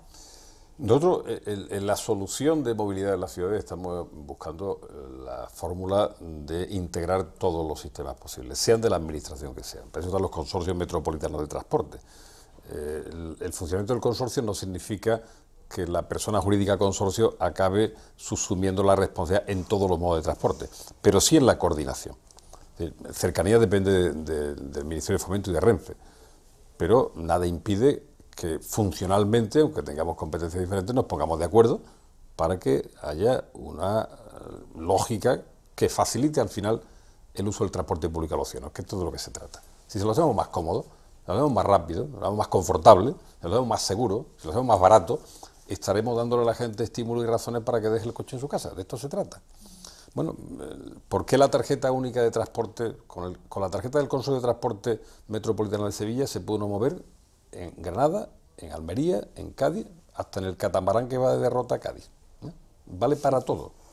Y eso es el intento de una integración. Tenemos hasta ahora problemas con los Cercanías y con Renfe. En Cádiz se va a empezar a hacer la integración ya, a propósito de la puesta en funcionamiento del tren tranvía de la Bahía, ¿verdad? En el resto, pues ya hay una resistencia que vamos a ir venciendo, ¿no? Porque pensamos también que es fundamental que tiene que ver con las canceladoras y con la necesidad de adaptación de infraestructura que tiene que hacer Renfe en este caso, ¿no? Pero yo creo que la filosofía compartida de todas las administraciones, sea cual sea la titularidad de la infraestructura, el bus tiene una dependencia del ayuntamiento, pero funcionalmente es necesario que todos nos pongamos de acuerdo, igual que los aparcamientos de la bicicleta, igual que... Yo creo que ahí tenemos todavía un camino importante que transitar, porque en la Unión Europea el eje transporte-energía es fundamental. Cuando hablamos de ciudadanos hablamos de mercancías. Y estamos hablando de que el uso ferroviario en España está en una media del 5%, en Europa está cerca del 18%, el objetivo para el 2030, que en términos políticos es pasado mañana, ¿verdad? Nos quedan 12 años, la media europea, si consigue avanzar al ritmo de 1 punto por año, estará en el 2030 en el 30%, porque está prácticamente en el 18%. En España estamos en el 5%. Y con un nivel de inversión en infraestructuras muy corto. Cuando tenemos que hacer un esfuerzo mayor, que es muy complicado. Se trata de si queremos sintonizar, ya no digo con las aspiraciones, sino con las obligaciones. Igual que tenemos obligaciones en relación con la ley de estabilidad presupuestaria, tenemos obligaciones ligadas también al cumplimiento de los objetivos de la Unión Europea en materia de energía. Y por tanto, ahí hay necesidad de seguir avanzando, y ese esfuerzo tiene que ser un esfuerzo compartido por todas las administraciones, porque el ciudadano es uno, y no quiere saber de cuál es la competencia de una u otra administración. Y hay obligación de ponerle racionalidad y puntos de cordura a lo que tiene que ser una solución de movilidad que no puede restringir los movimientos de los ciudadanos, pero sí tenemos que ser conscientes de que al ritmo que íbamos hace 10, 15 años no se puede continuar. Estamos viendo las restricciones en el acceso a los centros de las ciudades, los índices de calidad del aire, los problemas de enfermedades cardiopulmonares, en fin, todo lo que representa una manera de vivir en la ciudad que simplemente no es sostenible. Por eso se ha acuñado el concepto en Europa de movilidad sostenible, que establece un punto de inflexión en la dirección del cambio. Y eso exige cooperación y racionalidad por parte de todas las administraciones. Y cercanía, pues es un modo igual de transporte, igual que el metro, que el tranvía o que el bus. Que le entiendo que no han llegado a ningún pacto para conectar lo que la cercanía. Pero nosotros desde lo que representa la integración dentro del Consorcio Metropolitano de Transporte, estamos no solo abiertos, sino deseosos de que efectivamente haya un proceso de integración de todos los modos de transporte, ¿no? Iñaki. Buenas noches, consejero. Yo le quería preguntar un poco por el tema de vivienda. Sé los esfuerzos que está haciendo la Junta en rehabilitación, en Las Viñas, el Dora del Río, en el Rancho Morón, también lo que se ha anunciado hoy de los 400.000 euros que se van a necesitar para Alcosa. Pero hay otro frente que es el de los pajaritos. Se llegó a anunciar que en 2018 iba a haber partidas, no se dijo exactamente qué tipo de partidas. ¿Qué sería necesario para que la Junta se cogiera de la mano del Ayuntamiento para reactivar la reconstrucción de los bloques de los pajaritos, que los últimos bloques que se derribaron fue hace 1.200 días? Sí. Efectivamente, nosotros estamos muy en coordinación con el Ayuntamiento de Sevilla y el alcalde nos ha trasladado su preocupación y su interés. Aparte de ser alcalde de Sevilla, él conoce también la dinámica de funcionamiento de la Consejería de Fomento y Vivienda, sobre todo el apartado de vivienda, porque fue consejero de vivienda. Y nosotros tenemos el compromiso. Usted ha señalado el tema de Dora del Río, estamos invirtiendo entre lo que está en ejecución y lo que nos queda en la definición del área de rehabilitación y renovación urbana. Vamos a invertir 3,5 millones de euros, que va a afectar a 240 viviendas aproximadamente. En el polígono sur estamos invirtiendo 6 millones de euros, 5,9, con rehabilitación, en algún caso con demolición incluso de edificios y reconstrucción entero, porque estaba en un escenario de deterioro muy grave. Y en el caso de Morón, pues también con torno a 150 viviendas con otra inversión de por encima de 750.000 euros. Eso es lo que estamos haciendo. En Parque Alcosa empezamos, y serán dentro de pocos días cuando licitemos la redacción de los proyectos. Hay intervenciones ya en 2 plazas antes, el convenio se firmó en el 2009. La prioridad ahora está establecida en torno a Zocodover, en torno a Pinar del Rey y a Tercera Plaza, creo que es Zaitín, quiero recordar, si no me equivoco en el nombre. Y lo que vamos a hacer una vez terminado esto es, colgado del Plan Nacional de Vivienda, que esperamos que el Gobierno tenga aprobado, estaba previsto que estuviese terminado y aprobado antes de final de año. No ha sido así, enero también ha acabado, pero yo confío en que no sea una demora demasiado grande. Haremos la declaración también de área de rehabilitación y renovación urbana en Parque Alcosa. Y por tanto tendremos fuentes de... Eso que representa que las fuentes de financiación son compartidas, ¿verdad? El Ayuntamiento, la Junta de Andalucía y el propio Gobierno de la Nación. Y en el caso de Pajaritos, exactamente igual. El alcalde nos ha trasladado su preocupación. Nosotros no podemos actuar en vivienda privada señalando de forma arbitraria un sitio. Tenemos que hacerlo en concurrencia competitiva, es decir, tenemos órdenes en toda Andalucía, incluida Sevilla, por ejemplo, la instalación de ascensores, ¿verdad? Y en instalaciones eléctricas, aislamiento, es una concurrencia competitiva. Sacamos una orden en torno a 16 millones de euros anuales y todas las comunidades de vecinos que quieren y lo desean, que reúnan condiciones, es para niveles de renta que estén por debajo de 2,5 veces el IPREN, pueden concurrir. Y las que reúnen los requisitos exigidos tienen financiación para este tipo de cosas. Pero si se quiere actuar en una zona específica, es el Ayuntamiento de la ciudad el que tiene que decir, esta es mi prioridad. Y en ese caso la fórmula no es de concurrencia competitiva. En ese caso es definida la prioridad por parte del Ayuntamiento de que se trate, en este caso del Ayuntamiento de Sevilla. Nosotros, lógicamente, aceptamos que esa definición es correcta y lo que hacemos es hacer esa declaración de área de rehabilitación y renovación urbana. Ahora mismo tenemos en Andalucía 31, 29 de ellas actuando en vivienda pública, 2 en vivienda privada, y lo que hacemos una vez que está hecha la declaración es compartir financiación. Se determina qué es lo que hay que hacer en la zona, la redacción de los proyectos y la financiación que procede de 3 fuentes, ¿no?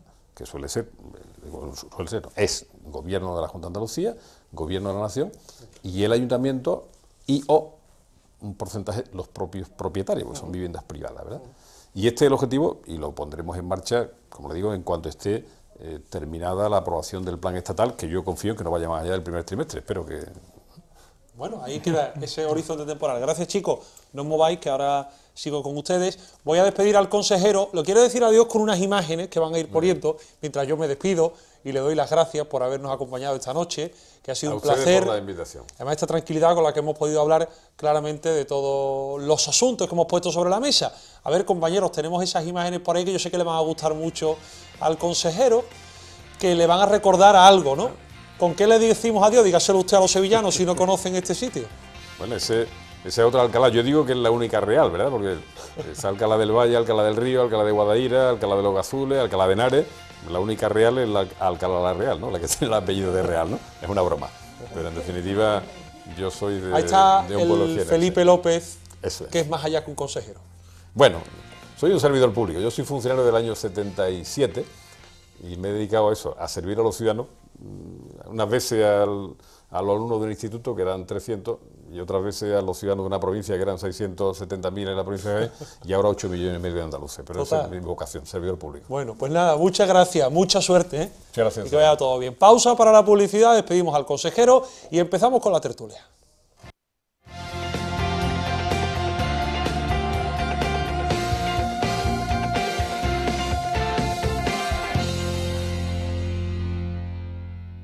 Tiempo de tertulia, lo hablamos en el Correo de Andalucía Televisión con Iñaki Alonso, Ana Trujillo y Nieves González. Ana, ya hace tiempo que no te teníamos por aquí. Sí, es verdad. Te veíamos puesto farta. No, pero no me invitabas. Ya también es verdad, mea culpa. Ahora es que estaba yo cayendo al presentarlo. Bueno, vamos a analizar un poquito lo que ha dado de sí la entrevista del consejero, no sé cómo la habéis visto. Ha dejado algunas fechas claras en el horizonte, que es interesante. Bueno, es verdad que no ha querido concretar mucho, y el consejero es verdad que no ha querido mojarse, pero sí más o menos por los cálculos que él tiene, puede darse la paradoja que en plena campaña o ya con la campaña en marcha, empiecen las obras del metro en Sevilla, e incluso el tranvía de Alcalá esté en funcionamiento, o sea que para los candidatos en Sevilla y en Alcalá puede ser un aliciente muy importante. Del metro ha dicho que la licitación esté para finales de este año, ¿no? Que se saque la licitación. Sí, pero también es probable eso, que se demore un poco incluso. A ver, Nieves entiende de esas cosas urbanísticas un poquito más que yo. Bueno, de licitaciones, adjudicaciones, reclamaciones, etc. Hay que hacer un hablamos de aclarar términos. Creo que más o menos el consejero lo ha venido a decir, hay que modificar el proyecto, porque hay que adaptarlo. Entonces, esa modificación puede hacerse más o menos larga. La idea o la intención es que se haga en este año, pero puede alargarse un poco y que las obras empiecen un poquito más tarde, porque todos sabemos que al final esto tenemos todos mucha buena intención, pero luego la realidad es que luego el trabajo hay que hacerlo, entonces eso lleva un tiempo y es verdad lo que dice Ana, que él dice 2019 tampoco, o 2018, 2019, no sabemos exactamente si estamos hablando de principio de 2019 un poquito más adelante, claro. Y es verdad que puede coincidir que si es antes de junio, se plantee que las obras están empezando justo para las elecciones. Puede tener un poco esa cosita de, ¿la están empezando para las elecciones o no? ¿Quién sabe? Lo que está claro es que ha dicho 4 o 5 años de obra, o sea que por lo menos hasta el 2025, olvídense ustedes de montarse en la línea 3, vamos, tiene pinta. Yo creo que puede coincidir, pero creo que no va a coincidir en elecciones. Creo que va a ser un poquito más alargado en el tiempo, porque solamente en el tema de tranvía de Alcalá, que puede ser más sencillo, que es adquirir los vagones, alguien que se encargue de la gestión, eso va a traer mucha cola. Eso no va a ser de 2 o 3 meses y de golpe ya tenemos el tranvía funcionando para alegría de los alcalareños. Y después de plazo me ha llamado la atención el inmediato, en este último que ha dicho que espera que haya algo de dinero para los pajaritos en el primer trimestre. Sí. Me parece que es un anuncio muy cercano y después de todo lo que están esperando, sobre todo hay muchos vecinos de ese edificio Puente, que fueron hace 4 años y que aún siguen viviendo en ese edificio Puente, que era transitorio, provisional, pues una buena noticia. ¿Cómo son las viviendas y la infraestructura para esto de los plazos? Sí, también es buena noticia el tema de Alcosa, y otro plazo que ha dado que los vecinos también están esperando hace mucho tiempo es la ampliación del carril bici a Valdezorra, que es verdad que también es un tema que largamente hemos hablado. Y que, bueno, que sí también ha dado un plazo, ¿no? 4 o 5 meses para que salga a licitación. Bueno, pues ya es un plazo sobre la mesa, porque hasta ahora siempre era es que el acuerdo hay un problema, es que el acuerdo no se llega a firmar, llevamos desde 2015 esperando, con hablo de este mandato, desde 2015 de septiembre se reunieron alcalde y consejeros y todavía estamos esperando a que eso se llegue a acordar. Bueno, y que la pasarela ciclista de la S30 va a estar a final de mes, creo que ha dicho, ¿no, Iñaki? Antes de que acabe el mes. O sea, que todos son buenas noticias. Vamos a hartarnos de inaugurar infraestructura. Bueno, hay una cosa que lo del billete único, que a mí me parece que eso para que llegue aquí en Sevilla deben pasar unos cuantos trienios. Bueno, todo no va a llegar de golpe. También hay que darle un poquito al consejero. Muchos más titulares, Van a poder leer el viernes toda la entrevista bien detallada en el Correo de Andalucía, por si hay algo que se le ha quedado en el aire, o la ven luego ya en nuestro canal de YouTube, que estará este programa disponible. Vamos a avanzar de tema, que quiero hablar un poquito de metro, aunque hemos hablado de esos plazos, porque en Sevilla anda la cosa entre el bando Sevilla Este y el bando Pinomontano. Los que están muy contentos porque van a tener la línea 3 y los que están con las armas en todo lo alto diciendo que por qué no han empezado por la 2. Les voy a contar un secreto. Los 3 son vecinos de Sevilla Este, sé lo que me van a decir, que hay que empezar por la 2, pero yo se lo tengo que preguntar. ¿Cómo veis el panorama? Pero es que a nosotros en el colegio nos enseñaron que después del 1 viene el 2, del 1 al 3, eso algo raro hay. No, el alcalde, es entendible, ¿no? Todo. Sí. Bueno, el alcalde ha estado intentando explicarle a los vecinos de Sevilla Este un poco las razones, que son las mismas que ha esgrimido el consejero. No dejan de ser razones meramente técnicas, de rentabilidad, de cuestiones. Lo que pasa que es verdad que al final al vecino de Sevilla Este, que ve que le cuesta trabajo llegar al centro, que tarda 1 hora, pese al VTR y todo, pero que es verdad que le cuesta, al BTR, perdón, que es verdad que le cuesta, quiero decir, que al vecino ese, por mucho que el alcalde con su buena voluntad y el consejero con su buena voluntad le intente explicar los motivos, pues claro, lo que quisiera es que se empezaran por su línea. Claro, que le hablan de criterios técnicos y tarda 1 hora, no entiende de criterios técnicos. Es que hablamos de un barrio muy numeroso. Entonces, que estamos hablando de una población bastante importante de la ciudad que cree que va a poderse montar en el metro y que ve que la siguiente línea es la 3.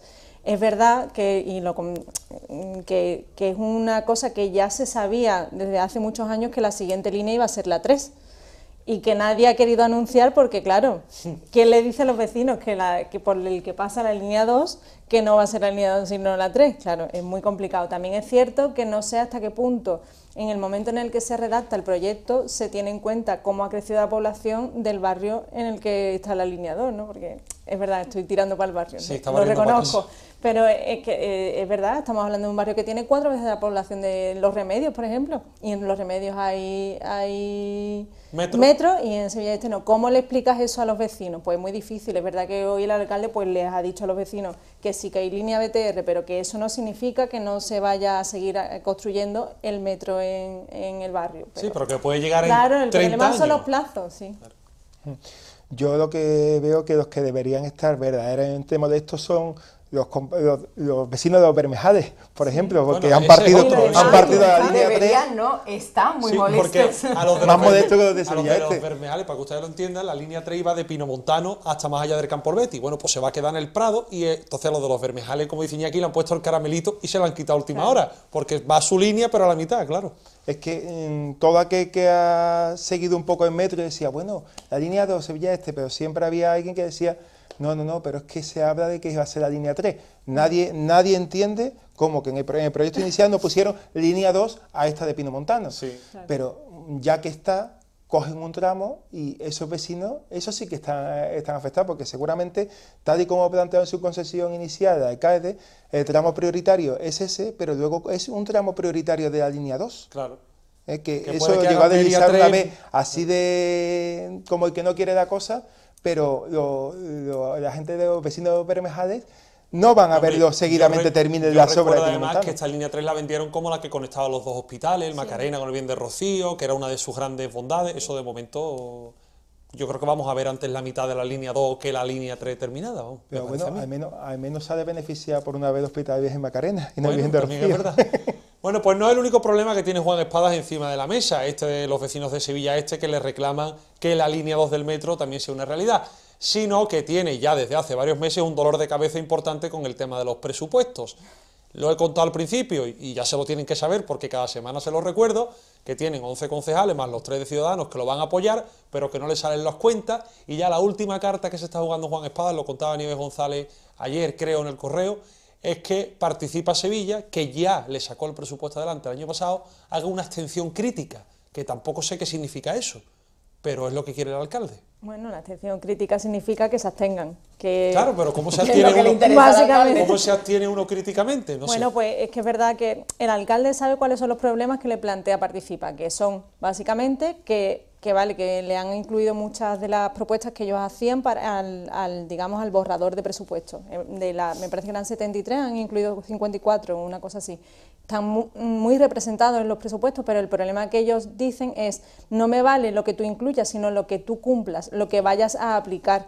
Entonces, el alcalde les ha recordado el nivel de cumplimiento de los acuerdos que ellos firmaron en el momento de la investidura, porque hay que recordar que también Participa Sevilla e Izquierda Unida le prestaron el apoyo para que se fuera nombrado alcalde. Entonces ellos lo valoran de una manera, Participa Sevilla lo valora de otra. Entonces el alcalde que plantea, bueno, pues que podemos tener diferencias, podéis ser críticos con mi política, pero estáis muy representados en el presupuesto, apoyadlo, aunque sea con una abstención. Podéis criticarme, podéis estar en contra de muchas cosas mías, pero por lo menos permitid que tengamos un presupuesto. Suena ya algo a la desesperada, ¿no? Sí, criticarme, pero darme la razón. Sí, además se ve que es un momento delicado porque ya el alcalde era un poco, no es por mí, es por Sevilla, ¿no? Que es mucho lo que utilizan los políticos cuando... No lo haces por mí, a lo claro, que es cuando van no por mí, pero la ciudad o la región por encima. Y es verdad que se ve que el momento es delicado porque está a la vuelta de la esquina del pleno y el alcalde no tiene nada cerrado y lo que llega alrededor también es ruido. Por ejemplo, hoy Beltrán Pérez decía que hay como una mediación de agentes sociales, pero tampoco el PP aclara qué va a hacer. Agentes sociales así como ente, ¿verdad? Porque tampoco... Sí, pero agentes sociales no es, aunque puede ser también que lo demande la Asociación de Vecinos de Andalucía Residencial. Estamos hablando de agentes sociales tipo patronal, tipo sindicato, que en su momento hicieron un dictamen en el Consejo Económico y Social, dieron sus parabienes a Espada y están viendo que están pasando 2 meses y va a pasar lo mismo, que se van a quejar de la inejecución, porque como se aprueba en marzo o abril, no va a dar tiempo para aprobarlo. Entonces, ahí el alcalde está jugando una baza de voy a presentar mi proyecto de presupuesto en Lipasán, en otro, como bien ha apuntado en varios de sus análisis Nieves, que lo que está haciendo es vendiendo un poco su presupuesto y yo puedo hacer esto si me aprobáis. Bueno, esta semana ha habido una campaña en redes sociales del PSOE de Sevilla diciendo: si no hay presupuesto, Sevilla se va a quedar sin... Y cada día iban contando y retailando todo eso. La semana pasada el alcalde, en una de las presentaciones de digamos, las inversiones que están previstas en el presupuesto, era en un colegio de Alcosa y reunió allí las AMPAs y el alcalde directamente dijo que quería reunirse con los padres y las madres y las asociaciones para que le transmitieran a los partidos, a sus partidos, que por lo menos se abstuvieran y que fuera, o sea, que hubiera un presupuesto para la ciudad para que todas las inversiones, en ese caso de los colegios, se pudieran hacer. O sea, estamos hablando de que está intentándolo por activa, por pasiva y de todas las maneras posibles. Ya no sabe qué hacer. Si no es con los propios representantes, pues a través de la ciudadanía, pero también es cierto que hay que recordar que Participa Sevilla dice que va a basar, y lo hace normalmente, su decisión en lo que decide la Asamblea. Y es un proceso que están llevando ahora mismo a cabo. Total, que y está no en manos de la sabemos, gente. Dice también Participa, como el alcalde. Bueno, vamos a hablar de enseguida de otro tema, pero es que hemos salido a la calle hoy a preguntarle a los sevillanos si están verdaderamente preocupados por esto del presupuesto, porque claro, los políticos hablan mucho, nosotros debatimos toda la semana sobre el presupuesto de la ciudad de Sevilla, pero ¿y la calle? ¿Qué piensa la calle? La verdad que no tengo yo ni idea ahora mismo de los presupuestos, no estoy yo muy enterado. Pues realmente no lo conozco. Ni idea, no tengo ni idea. Pues no tengo ni idea, la verdad. Estamos en febrero y el Ayuntamiento de Sevilla todavía no tiene aprobados los presupuestos para este año en la ciudad. La no existencia de presupuestos bloquea la marcha de Sevilla, algo que puede afectar y mucho a todos los sevillanos. Sin embargo, la mayoría no tienen constancia de eso, no conocen la situación. Solo una minoría sabe que Sevilla no cuenta con presupuestos. Hay que preguntarse dónde está la razón que explica esta situación. ¿No le interesa a los sevillanos la situación presupuestaria y política de su ciudad? Nuestros políticos no saben explicar lo que está ocurriendo. Sea lo que sea, lo cierto es que resulta grave que solo una minoría de los sevillanos sea consciente de lo que ocurre en la Plaza Nueva, sobre todo teniendo en cuenta que esta situación puede dejar prácticamente paralizados todos los proyectos previstos. Aunque no todo el mundo permanece al margen de la situación, hay quien sí es muy consciente de lo que ocurre. Creo que están frenados, ¿no?, los presupuestos, porque no hay consenso en los partidos. Yo creo que no los tiene aprobados por temas políticos. Sea como sea, lo único cierto en todo esto es que aún existe un desapego preocupante por la política y por la rutina de la administración local, un problema social que comenzó con la crisis económica y que aún perdura. La política se ve con recelo y desconfianza también en Sevilla. Ciudadanos se ha equivocado, preveía que el pleno para la aprobación de las cuentas se convocaría para el 7 de febrero. Hoy es 7 de febrero y aún ni se ha anunciado. En Participa Sevilla está consultando las bases para fijar una postura. El no de Izquierda Unida es casi definitivo y el del Partido Popular está más que cerrado. En el otro bando, el Gobierno y Ciudadanos como único grupo que ha confirmado su apoyo. La opinión de la calle, ya ven que de momento esto del presupuesto parece que no importa mucho. Claro, cuando después no lleguen las inversiones y no se hagan las obras en sus barrios, pues seguramente importará un poquito más. Pero claro, todo a su debido tiempo. Ahora mismo la gente estaba con el frío, como nuestro compañero Rafa, ¿no? Compañeros, último tema que vamos a tocar hoy, la seguridad en Semana Santa. A mí me llama la atención, no sé si compartís esta idea, que a las alturas que estamos el Ayuntamiento, como contar, no ha llegado a desarrollar cuál es su plan para la Semana Santa. Lo poquito o mucho que se sabe es porque somos los medios los que los vamos destapando. Después el Ayuntamiento dice que claro, que la seguridad no se puede contar, porque entonces deja de ser segura, pero al final acaban filtrándose las ideas. Y la realidad es que tenemos por delante la que quieren que sea la Semana Santa más segura de toda la historia. Todo esto, ¿cómo se cuece? ¿Cómo se conjuga? ¿O es una reflexión mía que a mí yo me he liado ahora? ¿O? Se conjuga raro, la verdad, porque es verdad que las administraciones hablan de seguridad cuando quieren, porque cuando llega la época de playa nos dicen que va a haber en las playas tantos policías, van a hacer esto y lo otro, cuando les interesa nos cuentan los planes de arriba abajo, y además lo que tú decías, que al final lo estamos contando los medios poquito a poco todo, y yo creo que sería mejor para el ciudadano que su representante saliera, contaran y le dijeran tanto a los sevillanos como a la gente que viene, claro, y que tiene dudas y que tiene que si nosotros no nos aclaramos, imagínate el que viene, que claro, tienen miedo. Yo creo que al final la transparencia en todo es lo mejor. Bueno, hay que decir que esta televisión y este programa está abierto para que el delegado de Fiestas Mayores y Seguridad venga cuando quiera a contarlo. Ya lo hemos hecho privadamente, lo hacemos públicamente, hacerle esta invitación, así que si quiere el delegado lo puede contar esto y otras cosas. A lo que íbamos. Yo realmente creo que lo van a hacer. Lo que también pienso es que después de lo que pasó el año pasado y de las circunstancias que han sucedido en el país, que suceden en el mundo con el tema del terrorismo y tal, supongo que están elaborando un plan que quieren que sea lo más completo, lo más perfecto posible, y no lo quieren presentar hasta que no esté totalmente cerrado. Entonces entiendo que están trabajando, porque de hecho lo está y lo estamos contando, las cosas que nos vamos enterando, pero que ellos lo presentarán cuando lo tengan cerrado de arriba abajo, para que, y entiendo que tienen una responsabilidad y no querrán que nada falle. Entonces creo o quiero entender que van a esperar a tenerlo todo preparado. No, y vamos a partir de una base, Mario, que todavía no estamos en Cuaresma. Bueno, que una semana para el miércoles de ceniza. Los cofrades es que lo adelantamos todo. Yo creo que Sevilla ya está en Cuaresma. Mañana hay una actividad cofrade muy importante. Pero que, un acto. Yo creo que el Ayuntamiento no quiere iniciar la Cuaresma con un debate de 40 días sobre la seguridad de cara a cuando... Pero es que va a estar encima de la mesa, quieran o no quieran. Porque al final los medios estamos informando y no damos la información, o sí la damos, ¿no? Pero no damos la información como hay que darla, oficial, dada desde la fuente que en este caso afecta. Es decir, que el Ayuntamiento salga y diga así, tema zanjado, ¿no? Se acabó el debate de la seguridad. Sí, pero eso lo harán cuando llegue el momento de hacerlo. Es que es verdad que todavía nos estamos... Nosotros porque somos muy... Bueno, dijo el ayuntamiento que en verano iba a estar el plan, ¿eh? Pues y a lo mejor lo está, no lo sé. Bueno, pero no sé si ha llegado el momento de presentarlo.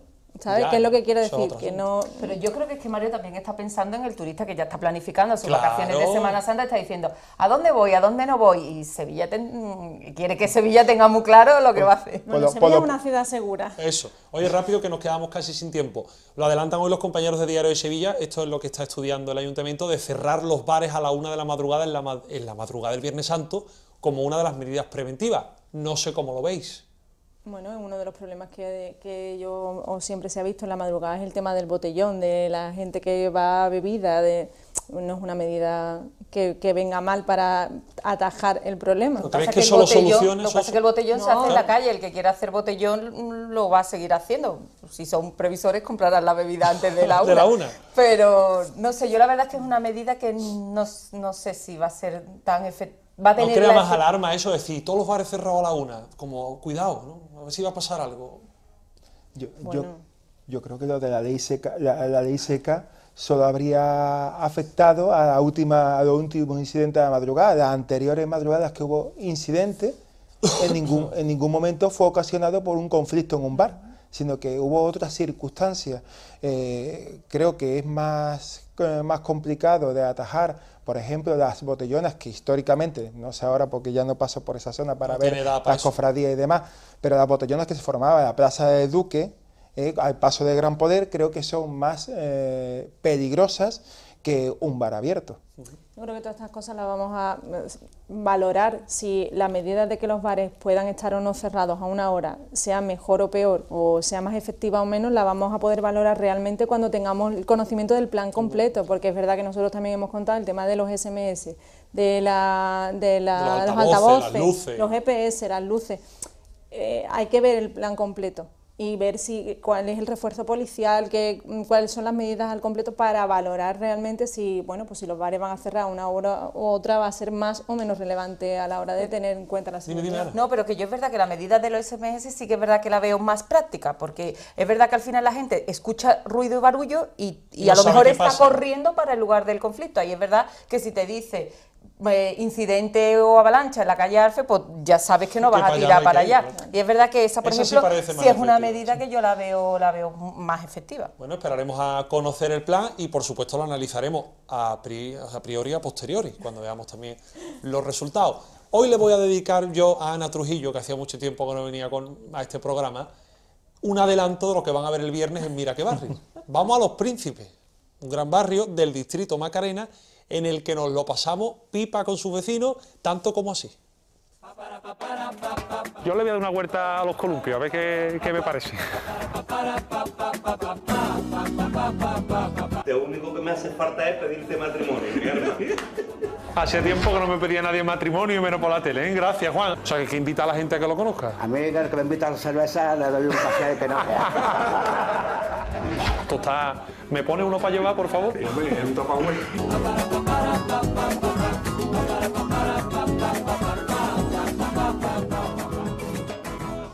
Espérate que va a entrar así ahora con el columpio.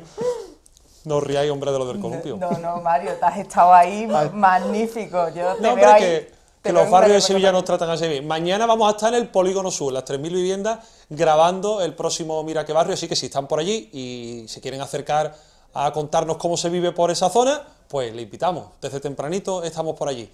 Gracias, compañeros, Nieves, Ana y Iñaki, por este ratito. Os espero pronto. Cuando tú quieras, ¿vale? Cuando tú nos invites. Cuando tú quieras, la semana que viene está invitada ya, si tú quieres. Pausa para la publicidad y hablamos en A Fondo de memoria histórica.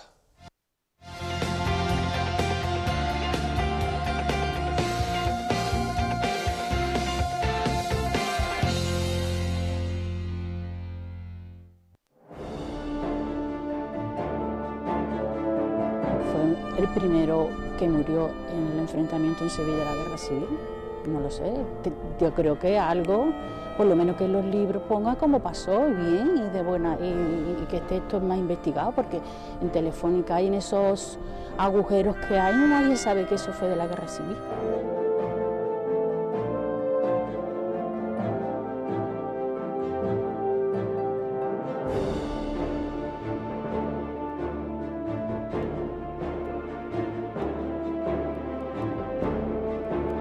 yo creo que nadie puede entender si no lo siente. ¿Cómo lo he sentido yo? Pues porque es mi abuelo y porque la sangre todavía tengo que tener sangre de él cuando siento esto.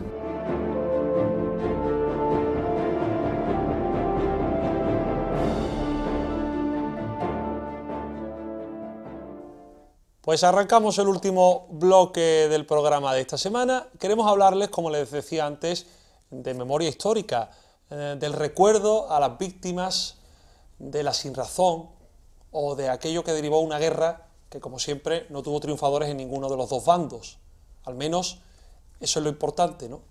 Que en una guerra no hay ni vencedores ni vencidos, todos pierden en un conflicto de estas características. Pero hay en Sevilla, en ese cementerio de San Fernando, una fosa, la fosa Picorreja, que desde el Ayuntamiento de Sevilla se está delimitando desde hace meses, que ha resultado ser 4 veces más grande de lo que se creía, donde hay una serie de víctimas de aquel conflicto bélico, algunos sin identificar, y sobre lo que se quiere esclarecer todo lo que rodea a este asunto. Y vamos a hablar, y mucho, de memoria histórica de esta fosa y de otros asuntos relacionados con esos conflictos de la guerra civil que han podido leer en el periódico, en el Correo de Andalucía, hace algunos días, y cuyo responsable ha sido nuestro compañero Francisco Veiga, que participa por primera vez en este programa. Paco Veiga, buenas noches. Hola, buenas noches, espectadores del Correo Televisión. Ha sido un esfuerzo, un trabajo importante en el que se ha esclarecido, bueno, se ha dado mucha luz a todo este asunto y que hoy vamos a poder compartir con el resto de invitados que ahora presentamos.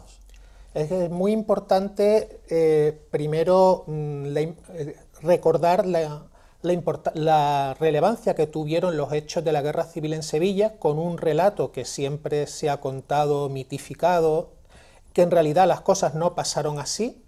Por eso, bueno, aquí vamos a contar con un historiador que realmente cuente y también quite alguna de las leyendas que se han ido difundiendo generación tras generación, siendo absolutamente falsas y que solamente servían como hagiografía de los vencedores de aquel conflicto bélico, y también la magnitud de una de las mayores fosas comunes que van a aparecer en España, una fosa que ni siquiera es la mayor de Sevilla, pero que demuestra si al final aparece lo que los arqueólogos esperan que aparezcan, que son nada menos que 1103 cuerpos de sevillanos represaliados o muertos en los combates que hubo en la ciudad en los primeros días de la Guerra Civil, pues puede demostrar la dimensión que tuvo aquel conflicto en cuanto a violencia, cuando, bueno, pues siempre se ha contado que la violencia ocurrió en todas partes. Y es importante que esto salga a la luz también porque en otras regiones que también han padecido lo suyo en la Guerra Civil, sin embargo tienen aquí la chapita de las víctimas, de verdad fuimos nosotros, y bueno, curiosamente a lo que es Andalucía y a lo que es Sevilla cae en el olvido esa parte de la historia, como si aquí pues hubiera triunfado el golpe de Estado por aclamación popular, cuando nada está más lejos que la realidad. Bueno, ahora hablamos de todo eso, les presento al resto de invitados, pero le vamos a ofrecer un poco de luz en este asunto, para que ustedes se aclaren de lo que estamos hablando, qué es esto de la fosa Picorreja y todo lo que relaciona con este asunto de la memoria histórica. Le hemos preparado el siguiente vídeo en el que le aclaramos el tema que vamos a tratar esta noche aquí a fondo, en el Correo de Andalucía Televisión.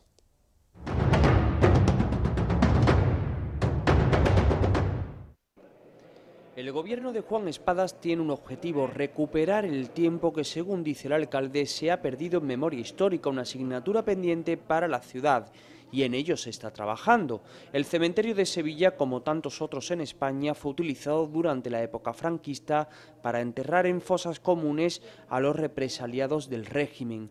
Una de ellas, la de Picorreja. Pepe Díaz Arriaza ya habló de ella en sus estudios. Desde el gobierno municipal se ha querido trabajar en esas primeras hipótesis hasta dar con ella. Acaban de terminar los trabajos de localización de la fosa, unos trabajos que han arrojado sorpresas.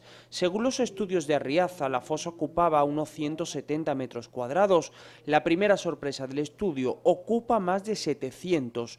Allí están enterrados al menos 1.103 cadáveres, los correspondientes a personas que fueron asesinadas entre julio y agosto de 1936. Sin embargo, la segunda sorpresa que arroja el estudio es que esa fosa también se ha utilizado para esconder otros cadáveres con posterioridad a esa fecha.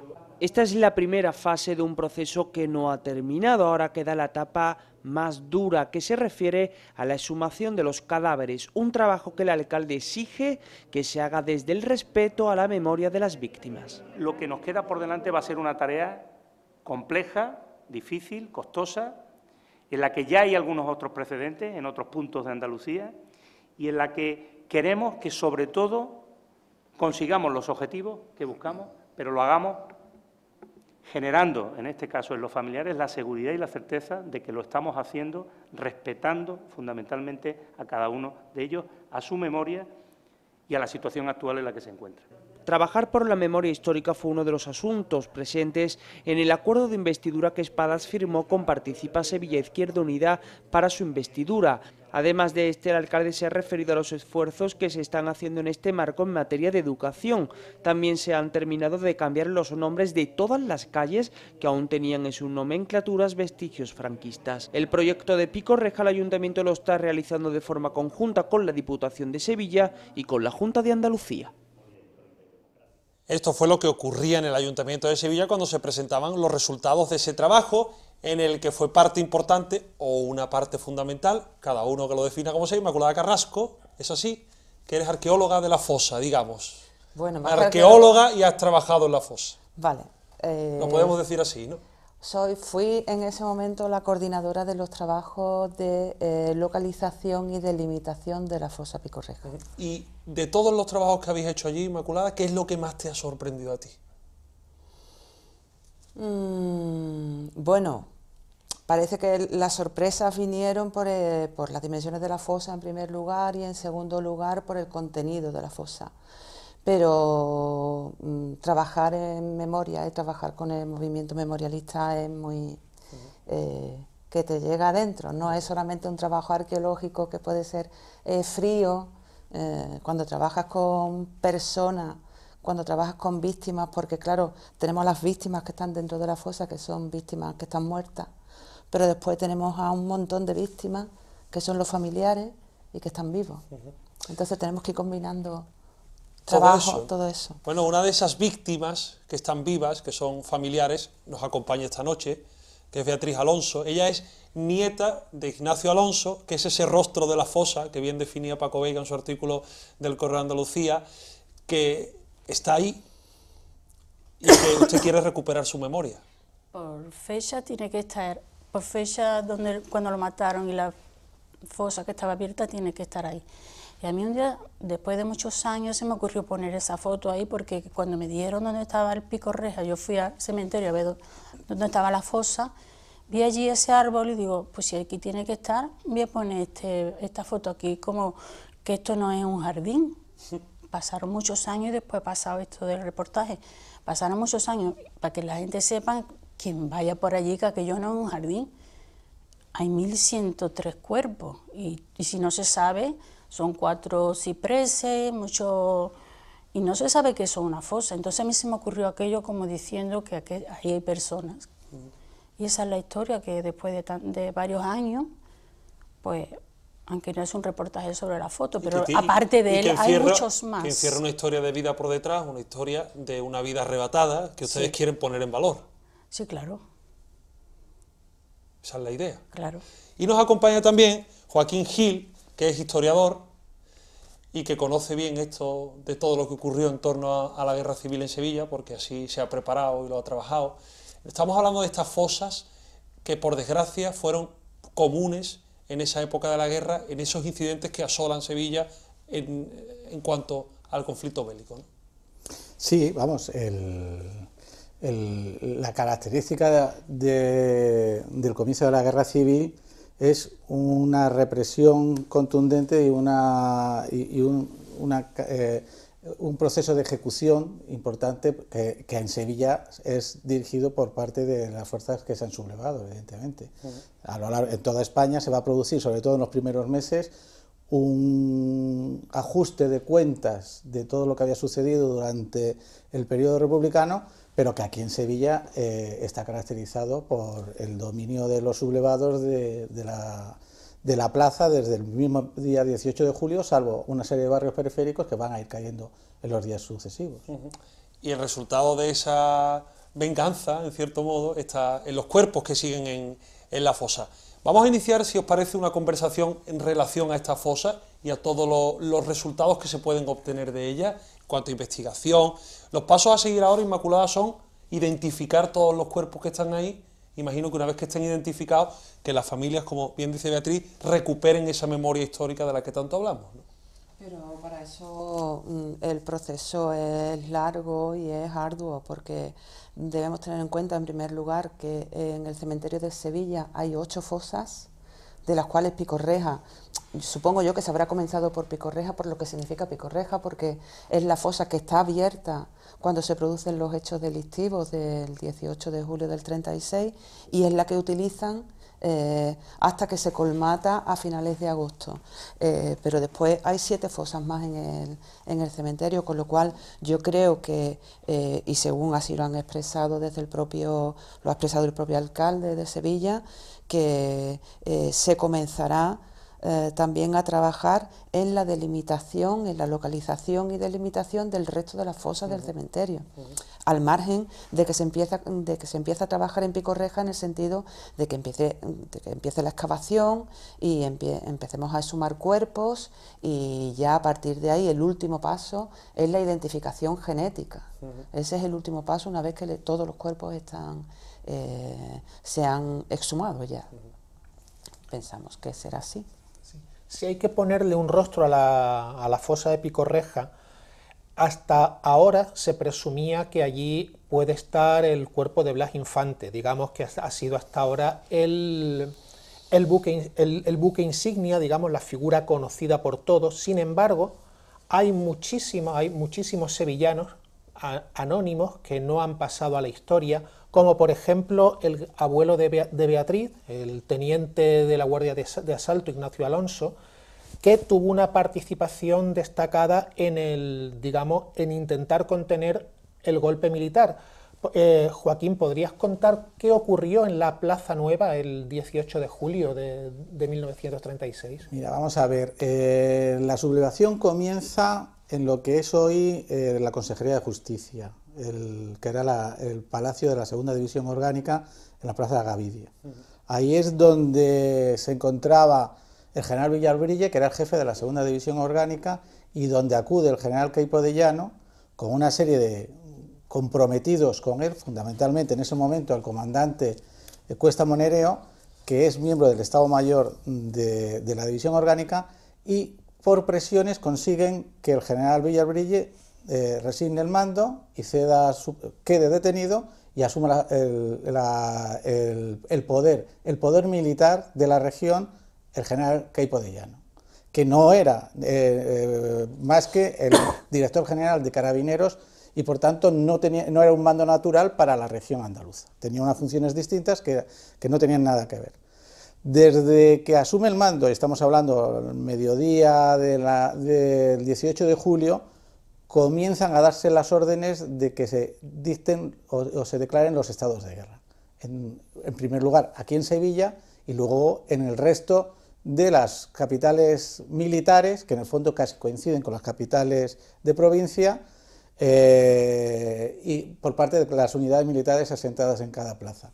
Aquí en Sevilla la mayoría de las unidades aceptan y acatan la declaración de bando de guerra, aún con problemas, porque Queipo de Llano tiene que ir al regimiento de infantería que se encuentra lindando con el edificio de la Segunda División Orgánica, porque no salían las tropas, porque no había una decisión por parte de los oficiales de apoyarla, pero todo este enjambre de movimientos es captado por parte del representante político del gobierno aquí en Sevilla, que era el gobernador civil, que era Varela Rendueles. Y Varela Rendueles tiene a su mando a unas unidades que son la Policía de Seguridad y Asalto, la Guardia de Asalto, que es mandada por un comandante de artillería, que es José Loureiro Selles.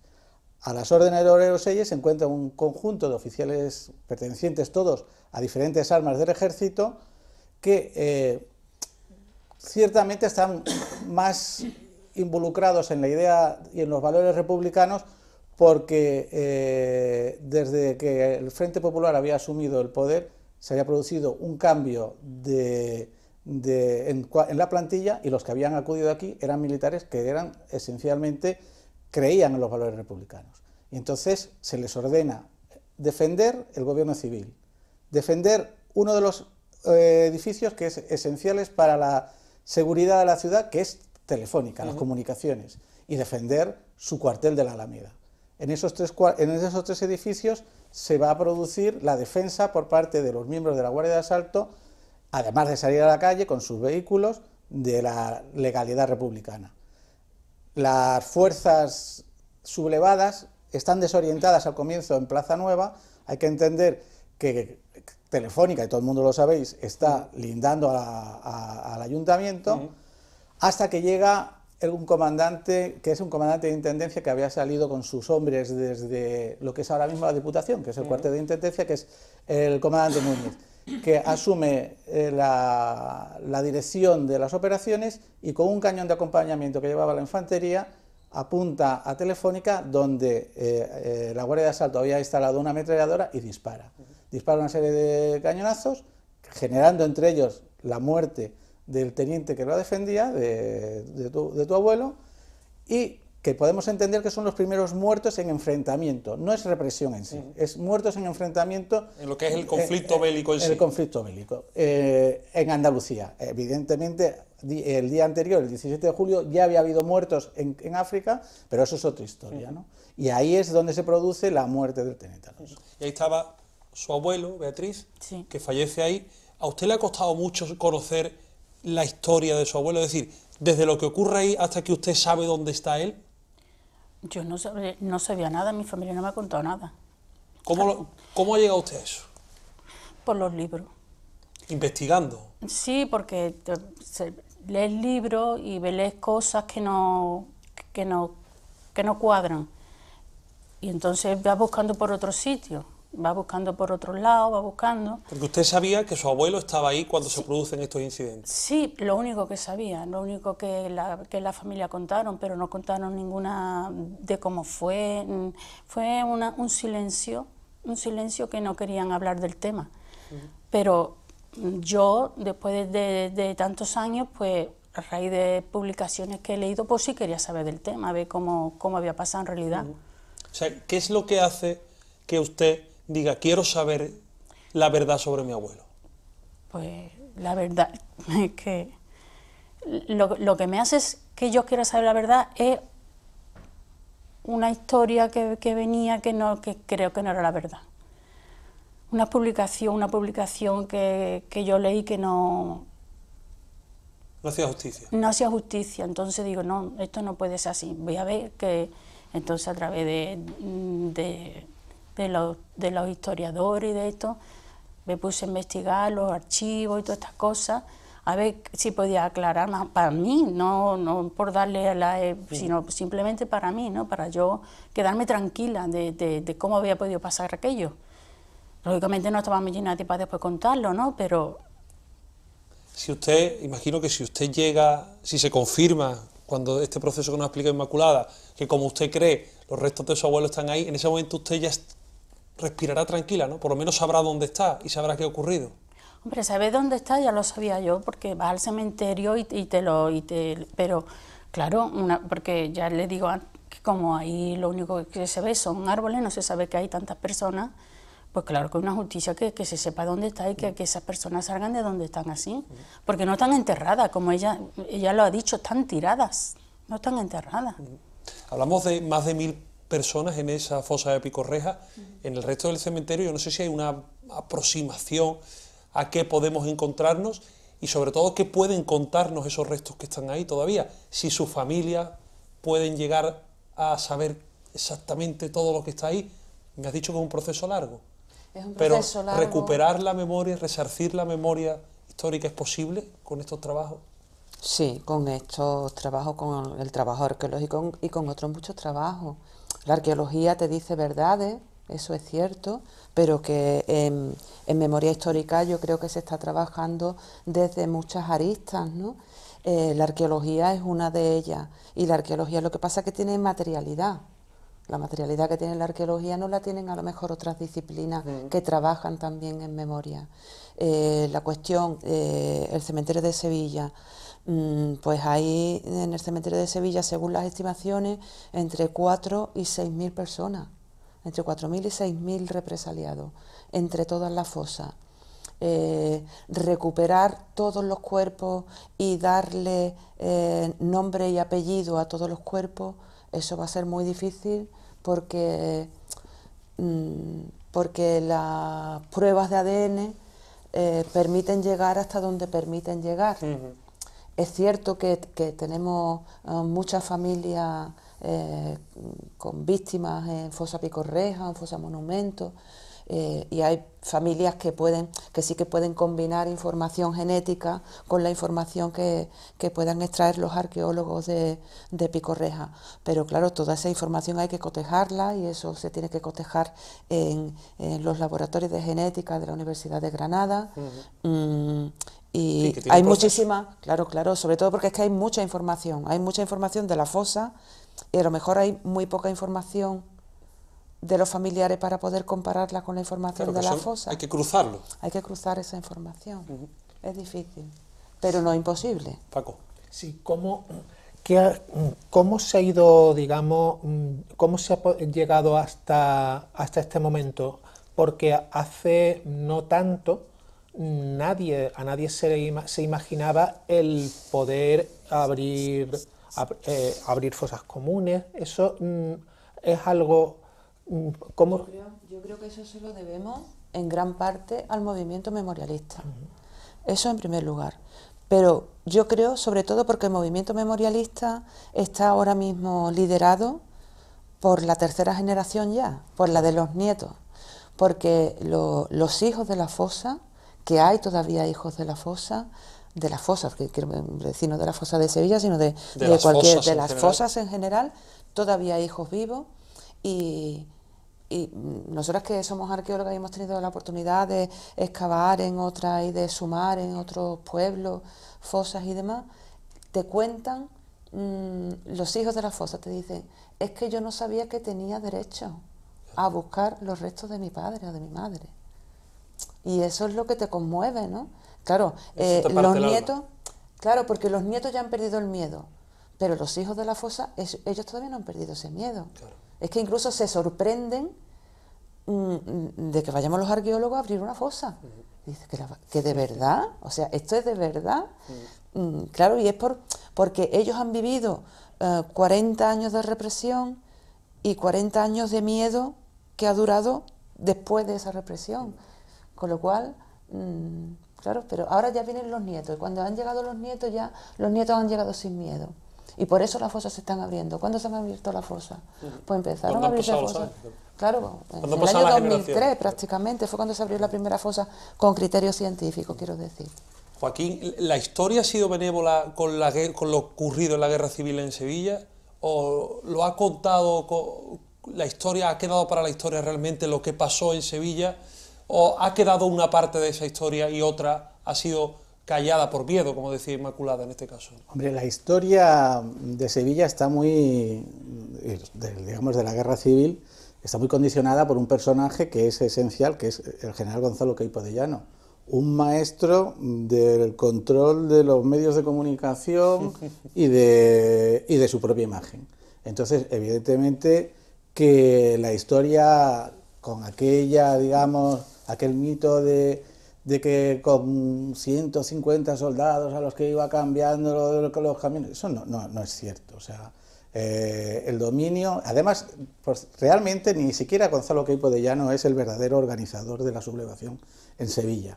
Lo es el que luego llegó a ser general, que en aquella época era comandante, José Cuesta Monereo. Ese es el verdadero organizador de la conspiración, porque además estaba destinado aquí y tenía las redes de control con el resto de las guarniciones andaluzas, que era la región militar que se gestionaba.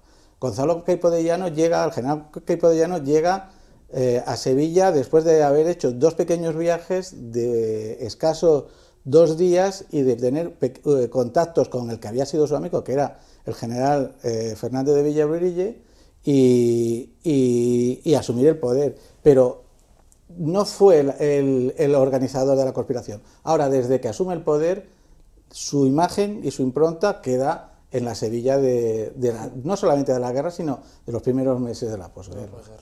Sí. Es curioso como precisamente en esa creación de su imagen y además de afianzar su dominio, quedan ahora nos parecen unas anécdotas brutales que eran sus famosas charlas radiofónicas. Y eso durante 2 generaciones todo el mundo ha sabido de qué estábamos hablando, pero al hilo de lo que hablábamos de la 3ª generación de las fosas, después de que hayan pasado las generaciones del miedo, pueden llegar las generaciones del olvido, de que se olvide el horror y el mal que cometieron unos españoles sobre otros. Quien quiera. Yo creo que no. Yo creo que eso no se puede olvidar. Yo pienso que no. ¿Cómo lo veis? Yo creo que no, yo creo que no se puede olvidar porque ahí hay mucha... Verá, en primer lugar porque está el movimiento memorialista y que además controla muy bien también las redes sociales, por ejemplo. Queipo de Llano controlaba Radio Sevilla, pero el movimiento memorialista controla perfectamente las redes sociales. Y bueno, yo creo que no puede ser que... Y además también porque de parte de los historiadores todo esto ha generado una amplísima bibliografía que está a disposición de todo el mundo, porque ahí está internet, que tú le das a un botón y te puedes bajar los artículos que quieras, los libros que quieras, y la información es abierta ahora y no creo que se olvide esto, la verdad. Sevilla escribe sobre Sevilla, o sea, no se puede olvidar un hecho tan importante como fue la Guerra Civil, porque Sevilla se reescribe, y la Guerra Civil se ha reescrito desde el mismo 18 de julio. El primer libro se llama 18 de julio y es escrito por Guzmán de Alfarache, que no es más que un periodista, que era Enrique Vila. Desde ahí se han escrito una cantidad importante, por no decir inmensa, de libros sobre la sublevación en Sevilla y sobre la vida en la Guerra Civil en Sevilla. Entonces, bueno, pues olvidarse no se puede olvidar, porque siempre quedará esa bibliografía. Yo creo que eso es con lo que nos podemos quedar esta noche, ¿no? Con que no se va a olvidar, y aquí estaremos nosotros los medios, los arqueólogos, las familias, los historiadores, los periodistas, todos para mantener viva esa memoria histórica, esa memoria democrática de tantos represaliados, de tantas víctimas que hoy hemos querido recordar, aunque sea levemente, porque se nos han quedado muchas cosas en el tintero, muchos más asuntos que podríamos repasar, de la fosa, de la historia, del sufrimiento de las familias, pero nos vamos a comprometer a seguir con este debate otro día, a seguir ampliando esto un poquito más y a ofrecer más luz, si podemos, ¿verdad, Paco?, con nuestro trabajo y nuestro esfuerzo a toda esta historia de Sevilla que también hay que conocer. Claro, es que hay una cuestión importante, y es que las fosas, digamos, se ha empezado a trabajar ahora. Se sabe que ahí hay cuerpos, pero no se ha comenzado a excavar en serio. Digamos, la voz de la fosa, la voz de los represaliados va a comenzar a salir a partir de ahora, y es a lo que tenemos que estar atentos y, bueno, y escuchar el mensaje que nos van a transmitir a las generaciones que no vivimos el horror de la guerra civil, y también a las generaciones que ni siquiera han conocido la dictadura. Pues aquí estaremos para contárselo. Joaquín, Inmaculada, Beatriz, muchas gracias por este ratito, por habernos acompañado esta noche, por habernos ayudado a esclarecer esta memoria. Que tenga suerte en la pelea y en la lucha, que lo merece toda la familia. Paco, gracias a ti también por tu trabajo, con el que nos has ilustrado, y a todos ustedes por acompañarnos una semana más. Ya han visto que el programa de hoy ha sido muy variado. A lo largo de estas 2 horas hemos intentado ofrecerles de todo: actualidad, historia, sociedad, en fin, la vida de esta tierra y de esta región nuestra, que es Andalucía. La semana que viene volvemos, entre otras cosas, para hablarles de que esta casa va a estar día a día con una fiesta hermosa de nuestra provincia, como es el Carnaval de Gines.